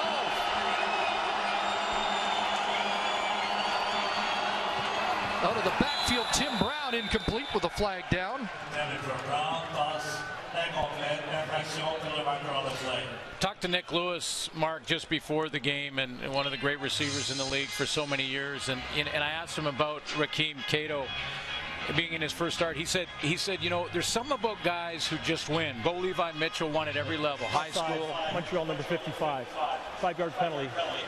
The first down. Captain offside in college, and so did Cato. Something just about that, you can't measure it, but it's there. No, there's the it factor is really the key ingredients to being a great quarterback. You can't really touch it or feel it, but these guys have the ability to make plays when the time is of the essence, and they've got to be great. And this is one young man who's done that.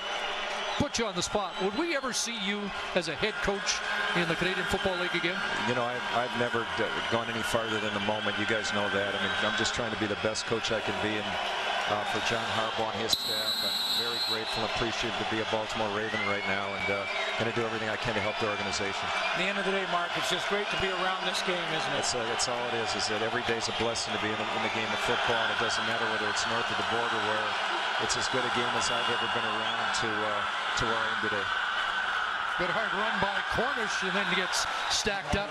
You made the Canadian Football League better. We appreciate what you did here, and for joining us tonight. Well, I appreciate that. I'm thankful to Anthony Calvillo for allowing me to be the head coach for as long as I was here, and have the collective success we had for the Alouettes in the city of Montreal. Great to have you here, Mark. Okay, guys. And my nice pleasure. to see you again. My pleasure. Thanks, Mark. All the best, Thank guys. you. Okay, have a great season. What a treat that is. And now Calgary trying to cap this drive. Close the gap.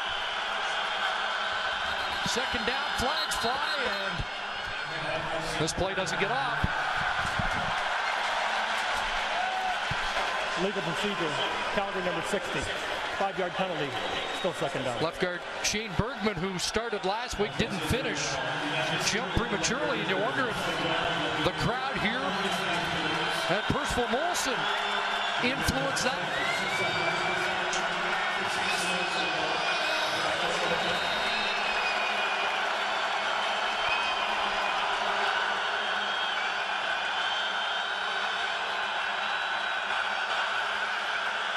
Second and 7. Mitchell rolls, looks over the middle. Is it intercepted? Alan Michael Cash has the ball, and that's his second pick in as many weeks. Is he tied for the league lead? The D tackle. Check the flag. Yeah, there is a flag down. And if the officials are talking to Calgary, giving them the options, well, they're still huddled up. Biggest call of the game right here.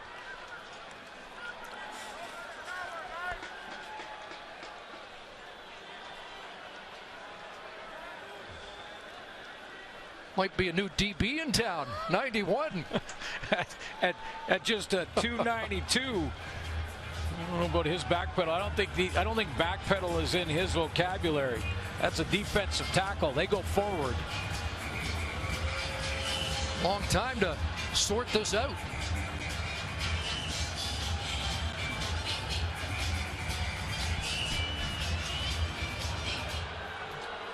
Well, one call against Montreal, but it looks like there might be more. Yeah, it has to be. They've been huddled there for some time, and that's one thing I've noticed out of the gate. Here we go. Pass interference, Montreal number 39. So half the distance to the goal. First down. It is just the one call, and it is the veteran Gerald Brown. Tom Higgins doesn't like it. There's Gerald Brown. And he's not allowing from behind. And he was the intended target. Release. So first and goal. Another flag thrown. And a challenge flag.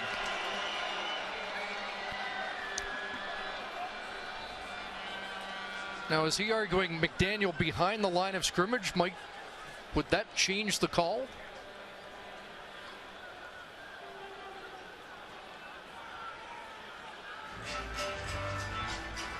Well, no, the challenge, you can't challenge a penalty.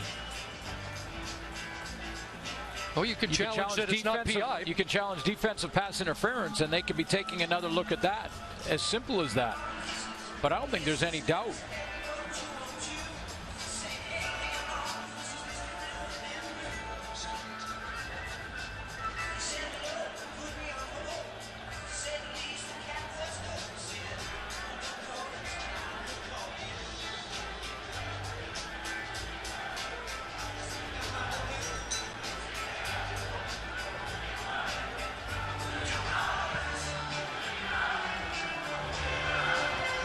So they haven't confirmed the challenge has gone through yet, but well, here Tim Croker will sort it out. They're challenging against defensive pass interference on the last play. The play will be reviewed. Yeah, so they're going to challenge that it wasn't defensive pass interference. It's going to be interesting because it did take a long time for this call to be. Marquay McDaniel was the intended receiver. After review, the ruling on the field is confirmed. First down. Doesn't matter that he's behind the line of scrimmage. At the end of the day, Marquay McDaniel is the intended target, and Gerald Brown impeded his ability to get to his route from behind and grabbed him. It has nothing to do with illegal contact in that 5-yard zone because he's the intended target. The ball's thrown to him, so it's pass interference, beating him to the football. And the quickest guy to make the call was Mitchell, who was signaling for it immediately. First and goal. Handoff. Cornish. Big collision, and Venable keeps him out. Well, that was a rock and a hard place there. He steps up into this hole, and here comes John Cornish. And something's got to give here.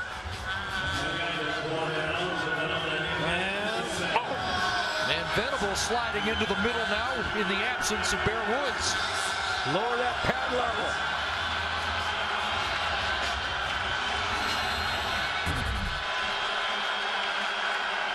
So second and goal from the one. Andrew Tate plunging. Any signal? Last week he was stopped. It was an issue last week. Twice. Once on the goal line. And once on another 3rd and 1 unsuccessful gamble. And they're saying no. Didn't get there.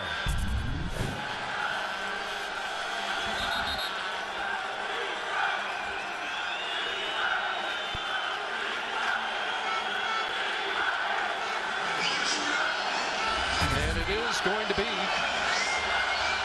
3rd and 1. That's 3 times now in the last 2 games. Used to be automatic. Tate had 10 touchdowns last year. Most of them on the quarterback sneaks. Number 4, number 9. Looking for 6. It's Cornish. Outside the flags. Touchdown.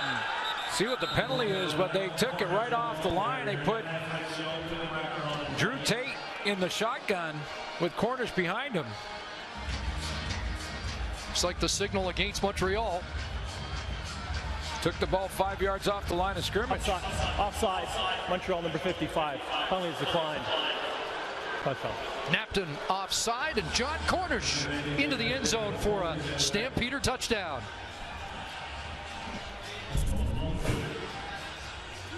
Take the ball 5 yards off that 1 yard line. Now it's 6 yards away, and Cornish makes that nice first cut to his left and finds the soft spot, finds the bubble. Stamps now going for 2, trying to get within 14 points. Will the missed 2-point convert and the missed convert come back to haunt Montreal tonight? Mitchell, incomplete, flag flies. This time it'll be Billy Parker, and more than one flag, one in the offensive backfield as well. McDaniel threw his hands up like he was being held. Billy Parker was in coverage. He tried to run an out.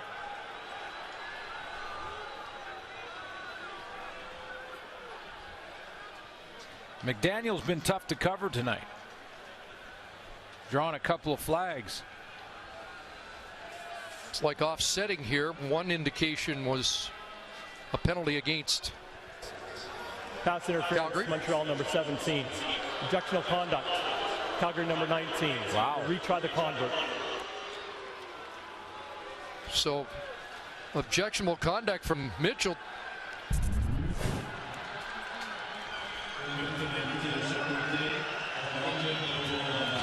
Well, here's the hold. And we saw this. Yeah, that's the PI. We saw this last night. You can't make the call for the official. No. So they'll redo it from the 3 for 2. Quick hit, save play, and it's 2 points with another flag in the end zone. And it's going against Montreal, so the 2 points will stand for Marquay McDaniel on his 6th catch of the night. 6 catches, over 100 yards, and has drawn 2 key penalty flags late in this game. On a receiver, Montreal number 17. Penalties declined. 2-point convert is good. And many of those penalties against Montreal have been trying to corral John Cornish. So just under 10 minutes to go, and the plot thickens. Paredes squips it downfield, a favorable bounce to Logan. And Logan dropped at the 28-yard line. Well, he's been spectacular tonight. Let's see what kind of closer Rakeem Cato is.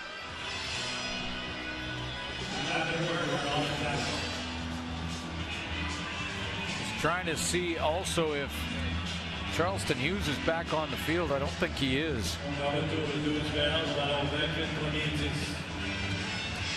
In fact, it looks like they're going to go with 3 linemen here, and Like no, DeQuinn Evans will take the spot of Charleston Hughes. Fake to Sutton on a roll. Evans was in pursuit, and the pass is, let's see, Hoffman, does he have it? Calgary defenders waving it incomplete. And it is. A little bit low, but I think this throw from Rakeem Cato was so where it wasn't a dangerous throw. He got his hands underneath. I'm not sure if the tip of that ball, though, touched the turf in behind his hands. Tough to tell from that angle. Ruling on the field is incomplete. It's no challenge, so 2nd and 10. And Cato has his 2nd down conversion of the night. Hoffman's got it up beyond the 50-yard line. A dart. He throws a dart to the short side of the field on a little curl road right at the 2 yards past the first down marker. And the timing is unbelievable on the throw, as is the accuracy. Rakeem Cato right on the 3. 3rd catch of the game for Hoffman, who has his first CFL touchdown. Back to the ground, back to Sutton, 100-yard rusher on the night to midfield, and 4 more as the clock rolls. Yeah, this offense has leaned on number 20 big time tonight. They've had to. Young quarterback, get your running back involved in protections and running the ball, getting first down success, 108 yards rushing. Sutton might have noticed what Brandon Whitaker did for Toronto last week.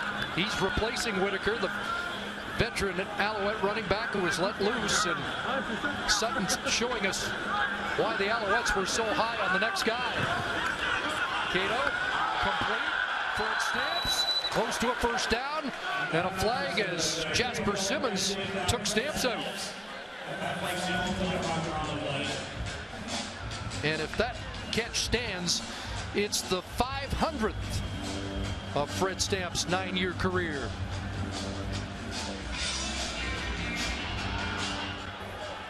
Offensive pass interference, Montreal number 19. 10-yard penalty, 2nd down. S.J. Green looks skyward. Offensive pass interference.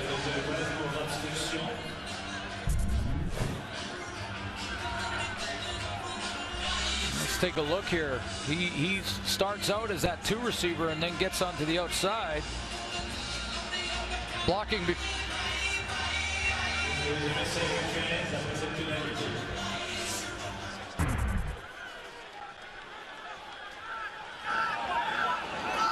So 2nd and 16.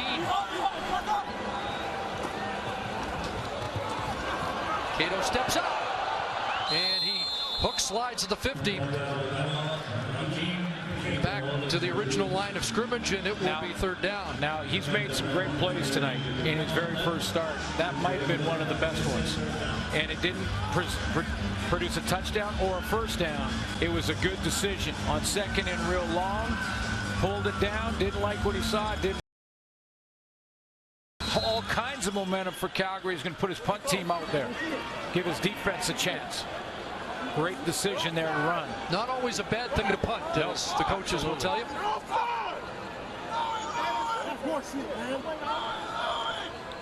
Beatty to punt it away. Drills that. Great kick. Marked by Brown. And out at the 10-yard line. What boot? 52 with 1 on the return. Long field for Bo Levi Mitchell, but the Stamp still in this one. Riley's hurt. Crompton and Drew Willie hurt last night. Great to see some fresh blood at quarterback come in and be this impressive. Well, Bo Levi Mitchell's got a long way to go. I'm wondering what Montreal right now is going to do with Marquay McDaniel. Are they going to try and double team him, roll the coverage to him, maybe play some zones in behind it, and have someone get up and try and jam him? He's been tough to cover all night, or at least in the second half. First catch for Anthony Parker. He gets 9. It's 2nd and 1.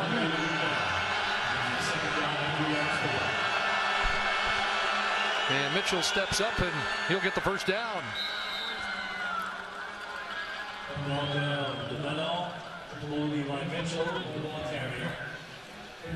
Well, with Dave Dickinson calling plays and Bo Levi Mitchell out there, there is time to score twice. Oh, plenty of time. Plenty of time. but 90 yards away from where they need to be. Long out. And quick close there by Mitch White. We've seen 3 touchdowns scored inside the 3-minute warning. But if Montreal tackles like that, they should be fine. This is Marquay McDaniel time right now. He's to the wide field. Calgary needs a second down conversion. Pressure coming. He gets it away, and the pass is caught. Again, it's Anthony Parker. Looks like he stepped out a yard short of the first down, maybe even more than a yard, as they spot it back at the 28. So it's 3rd and 3. Yeah, and keep in mind, last week, 2 short yardage situations. Drew Tate didn't get there. 1 goal line stand on second down here. Now they scored on 3rd down with Cornish. They got to go, but the question is, what's the play call? Go to Cornish. Do they have to go? Wouldn't you say 5.5? Still a lot of time? Interesting gamble. 3rd and 3. He's trying to change the play. Mitchell stands in, throws, man open, incomplete. Parker can't make the catch, and it's a turnover on downs. The first turnover of the night. Parker was open, little zip on the ball from Mitchell. Here's Parker on the corner, and he does break open. Jam inside of 5 yards is legal. A ball over the outside shoulder.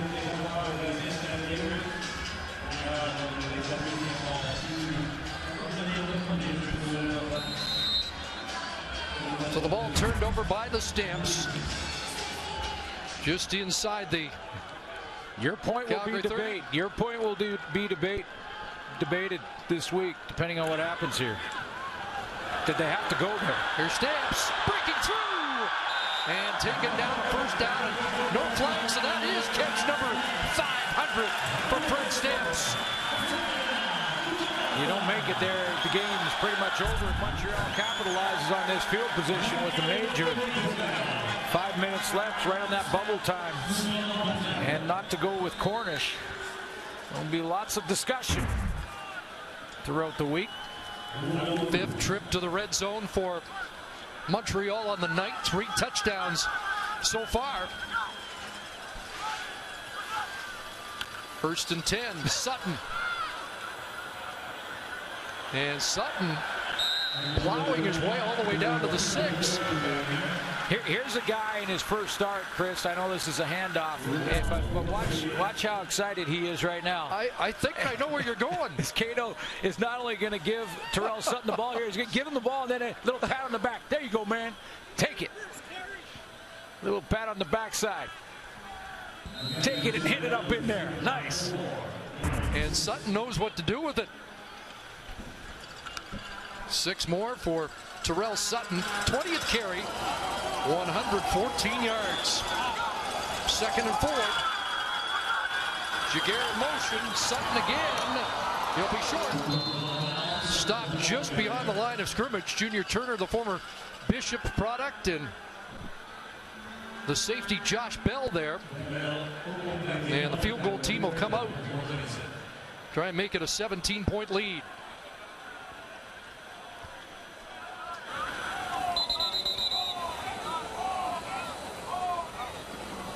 And an injured Stampeder. It's Brandon Smith, all CFL defensive halfback.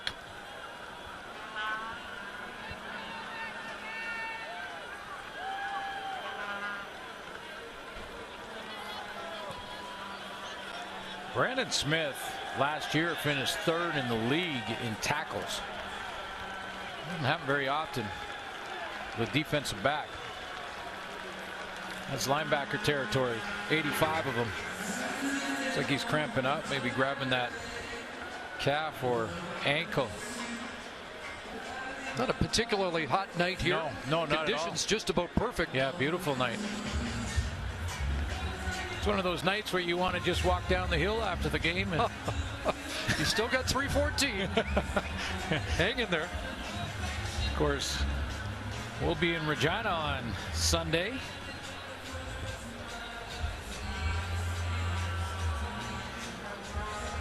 Argos will be the visitors against Kevin Glenn and the Saskatchewan Roughriders, and a guy named McCallum will be kicking field goals for the Roughriders. Apparently Corey Chamberlain, as McCallum walked in the room, thought that some of the guys thought someone's dad just arrived. So McCallum kicks field goals at Glenn's at quarterback, and I'm going to think it's 2005 all over again. Looks like Brandon Smith will be okay. He's just walking it off.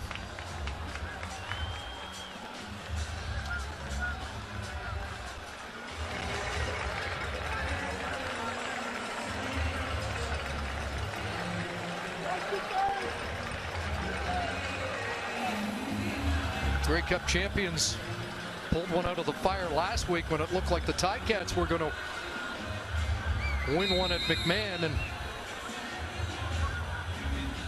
John Hufnagel needs an enormous comeback with not a whole lot of time on the clock to avoid the first loss of the year. It's been a bit of a rough start for the heavy favorites. Brandon Bridge the holder, and they're going to just chew up a little more time and walk back. Beatty wanted a little more room. Can go from his sand wedge back up and hit the pitching wedge or 9-iron now. Alouettes will be in Winnipeg.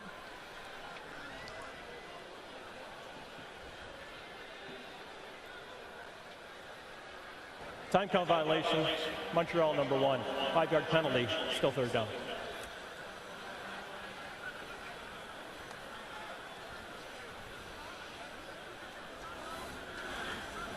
So it will come back to the 17. A little confusion here as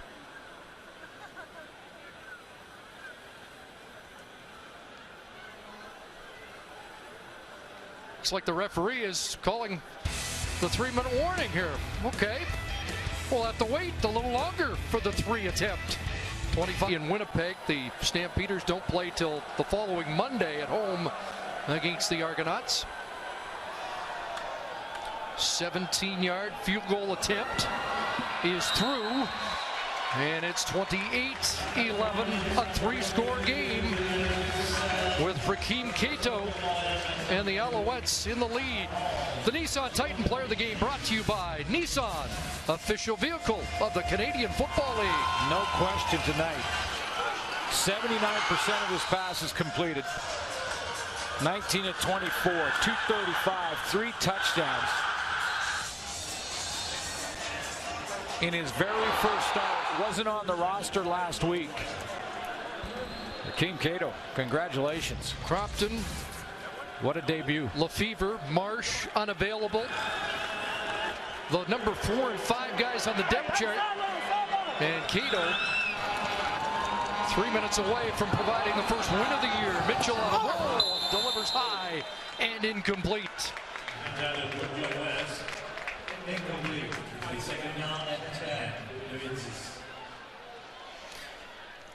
And against his former team, big Nick Lewis, 3 for 65 and a touchdown. He's looking forward to this one. There's a couple pretty good receivers right there, Fred Stamps, Nick Lewis, a couple veterans, and I said before we started the game, Chris, I said it'll be about 3 or 4 games before we start calling those guys old folks or just experienced and valuable to this team. They're experienced tonight, aren't they? Yep. Cornish took a little dump pass, and Kitchens comes back to pull him down. No huddle, as the Stamps have to be in a hurry now. Funny, there are some stadiums where teams just have trouble winning, and this is one for the Stampeders. Look out. Pass caught, but immediately on the scene defensively with Jonathan Hefney. Bit of a comeback story, Jonathan Hefney. A Stampeder in 2013 cut, did not play last year. Convinced Jim Pop to bring him out to a tryout camp, and he's back in the lead. And a turnover on downs sends Montreal back onto the field. 14 career picks for Hefney coming in, and had one in week 1. Well, the decision desk is just about ready.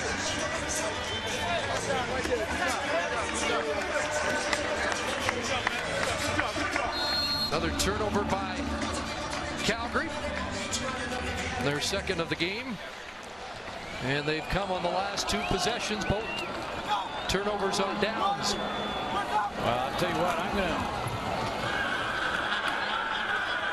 So Sutton's going to roll, and flags fly as he's brought down. This penalty is going to push Montreal back a little bit, take that play away, but Holding Montreal number 62. 10-yard penalty. First down. First thing I'm going to do is go back and check out the Marshall website, see how excited that school is about the performance of Rakeem Cato. And I wonder, Jonathan Crompton is due to come back in a couple of weeks, and he may just have some competition. Jake Piotrowski's in on that offensive line now, gets called. Tom Higgins saying Crompton is pretty close. And even before the injury, he was just clinging to his starter's job against Lefebvre. There's another contender for the job now. And boy, did Terrell Sutton help his rookie quarterback out tonight. Yes, he did. Yes, he did. His first down production was outstanding. Solid in protections. In fact, you didn't see a lot of pressure on Rakeem Cato. We didn't talk much about Charleston Hughes. He left in this 4th quarter due to injury. Find an update on that. But Tom Higgins mentioned yesterday that Turk Schoner didn't get enough credit for the second half success of the Owls last year, and he's going to get a lot of credit for this. And look at Cato, little sidearm sling. Charleston Hughes, our update is that he's got an ice pack on his left calf. So anyway, when you look at that Calgary D, we didn't talk about Hughes when he was in. Well blocked up front. Cato didn't have much pressure. In fact, throughout this entire game, 1 hit, 3 hurries on the Montreal quarterback. 3rd and 5 from the 40. And I think they're sent the field goal unit in. Tom Higgins told us that Boris Beaty's got a huge leg. I mean, reason Sean White was scratched the first 2 weeks of the season. A decision that raised eyebrows, and it's the more conventional punt. I was going to say that a 17-point lead, you're probably punting in this situation, and they will. Timeout, Montreal. They run the clock down, take the timeout, and 96 seconds left.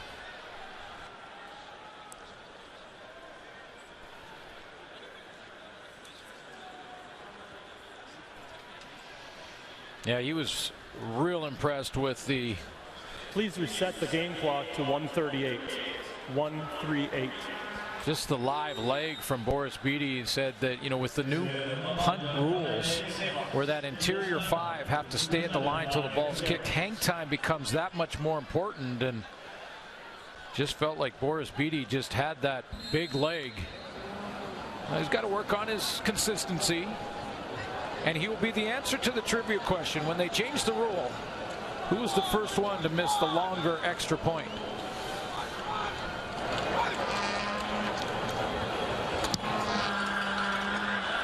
Launches that.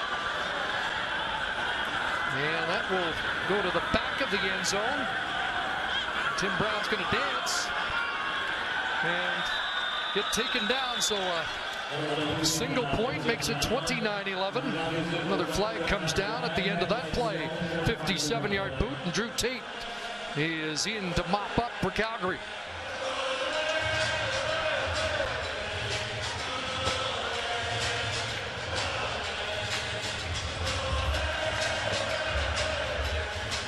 15 wins last year for Calgary. One of the major foul, unnecessary roughness.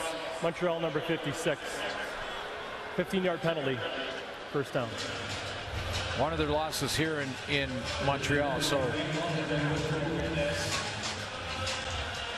no 56 listed. This will be the first road defeat for Bo Levi Mitchell. A couple firsts in back-to-back weeks. First time he threw 3 interceptions in a game last week.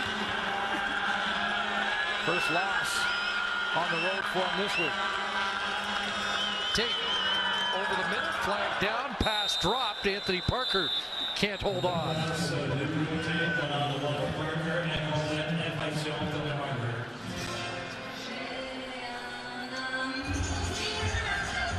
Mitchell's night done, 19 of 30. Receiver, Montreal number 10.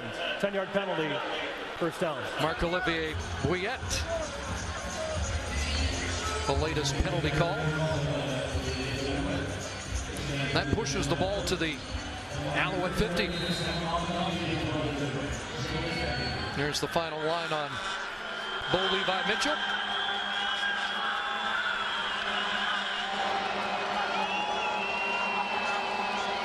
First down, Drew Tate. Time to throw, and a big hit delivered there by Hefty as Parker is targeted once again.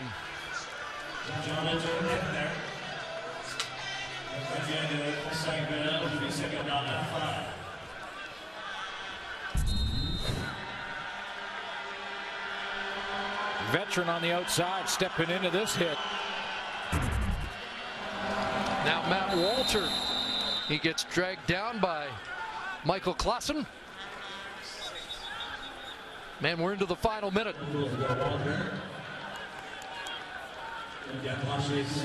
15-3 last year, did not lose their second game until a September visit to Montreal.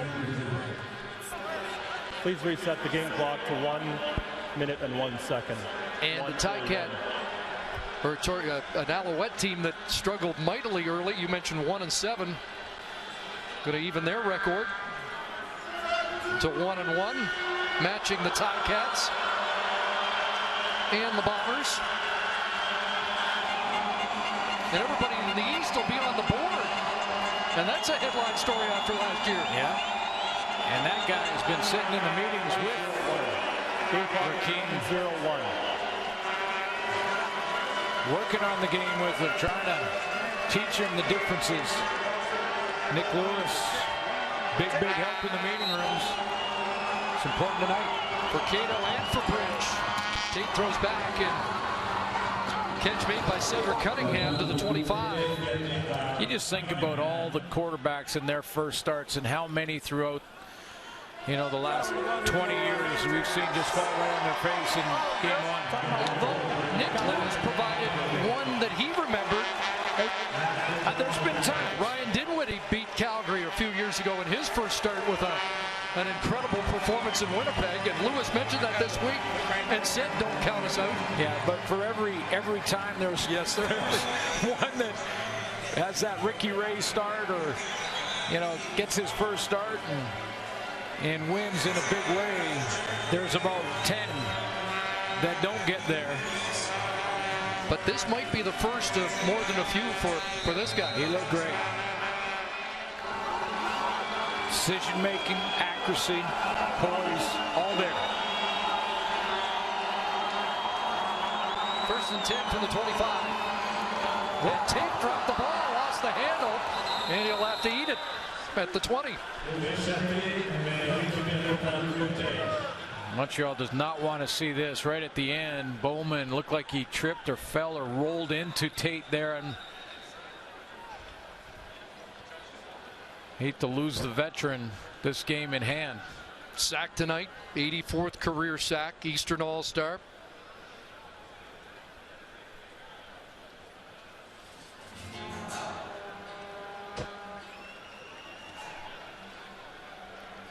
Blocked a field goal last week.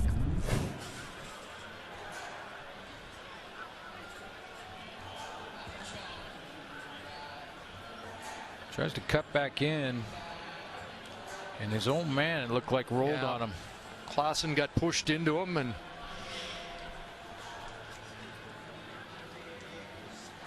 And an awkward fall at the end.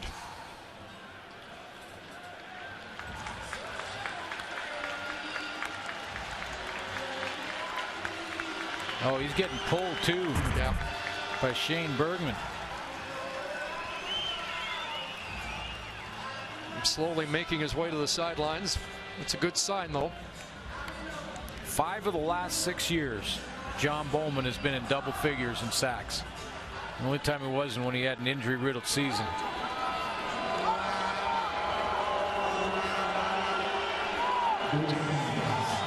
So 2nd and 15 for Tate.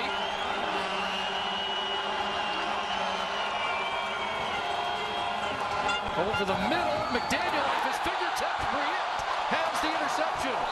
And he was headed for the sidelines and took a hit from Cedric Cunningham. But that's a 3rd turnover on the night for Calgary. I mentioned off the top, last week when they won, beat Hamilton, a walk-off field goal. They were -4, and you don't have to win when you lose the giveaway takeaway. And snuck up on them tonight. 3 first-half interceptions for the Alouette defense last week, and they get one late here. But I'll say this, Chris. You know, I didn't think Calgary was complacent or looked like they were really overlooking or looking past Montreal. I didn't get that sense. I think they just got outplayed tonight by a young quarterback they didn't know much about. Might be that kind of year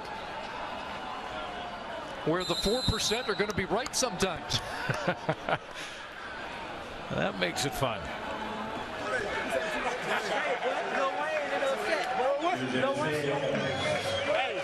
Talk about boosting the confidence of a football team when you knock off the champions.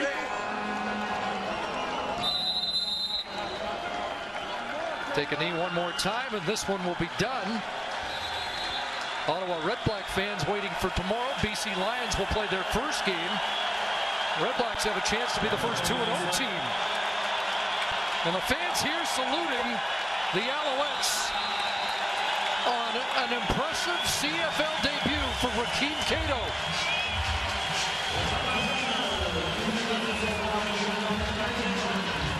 I see you, Thunder and Herd.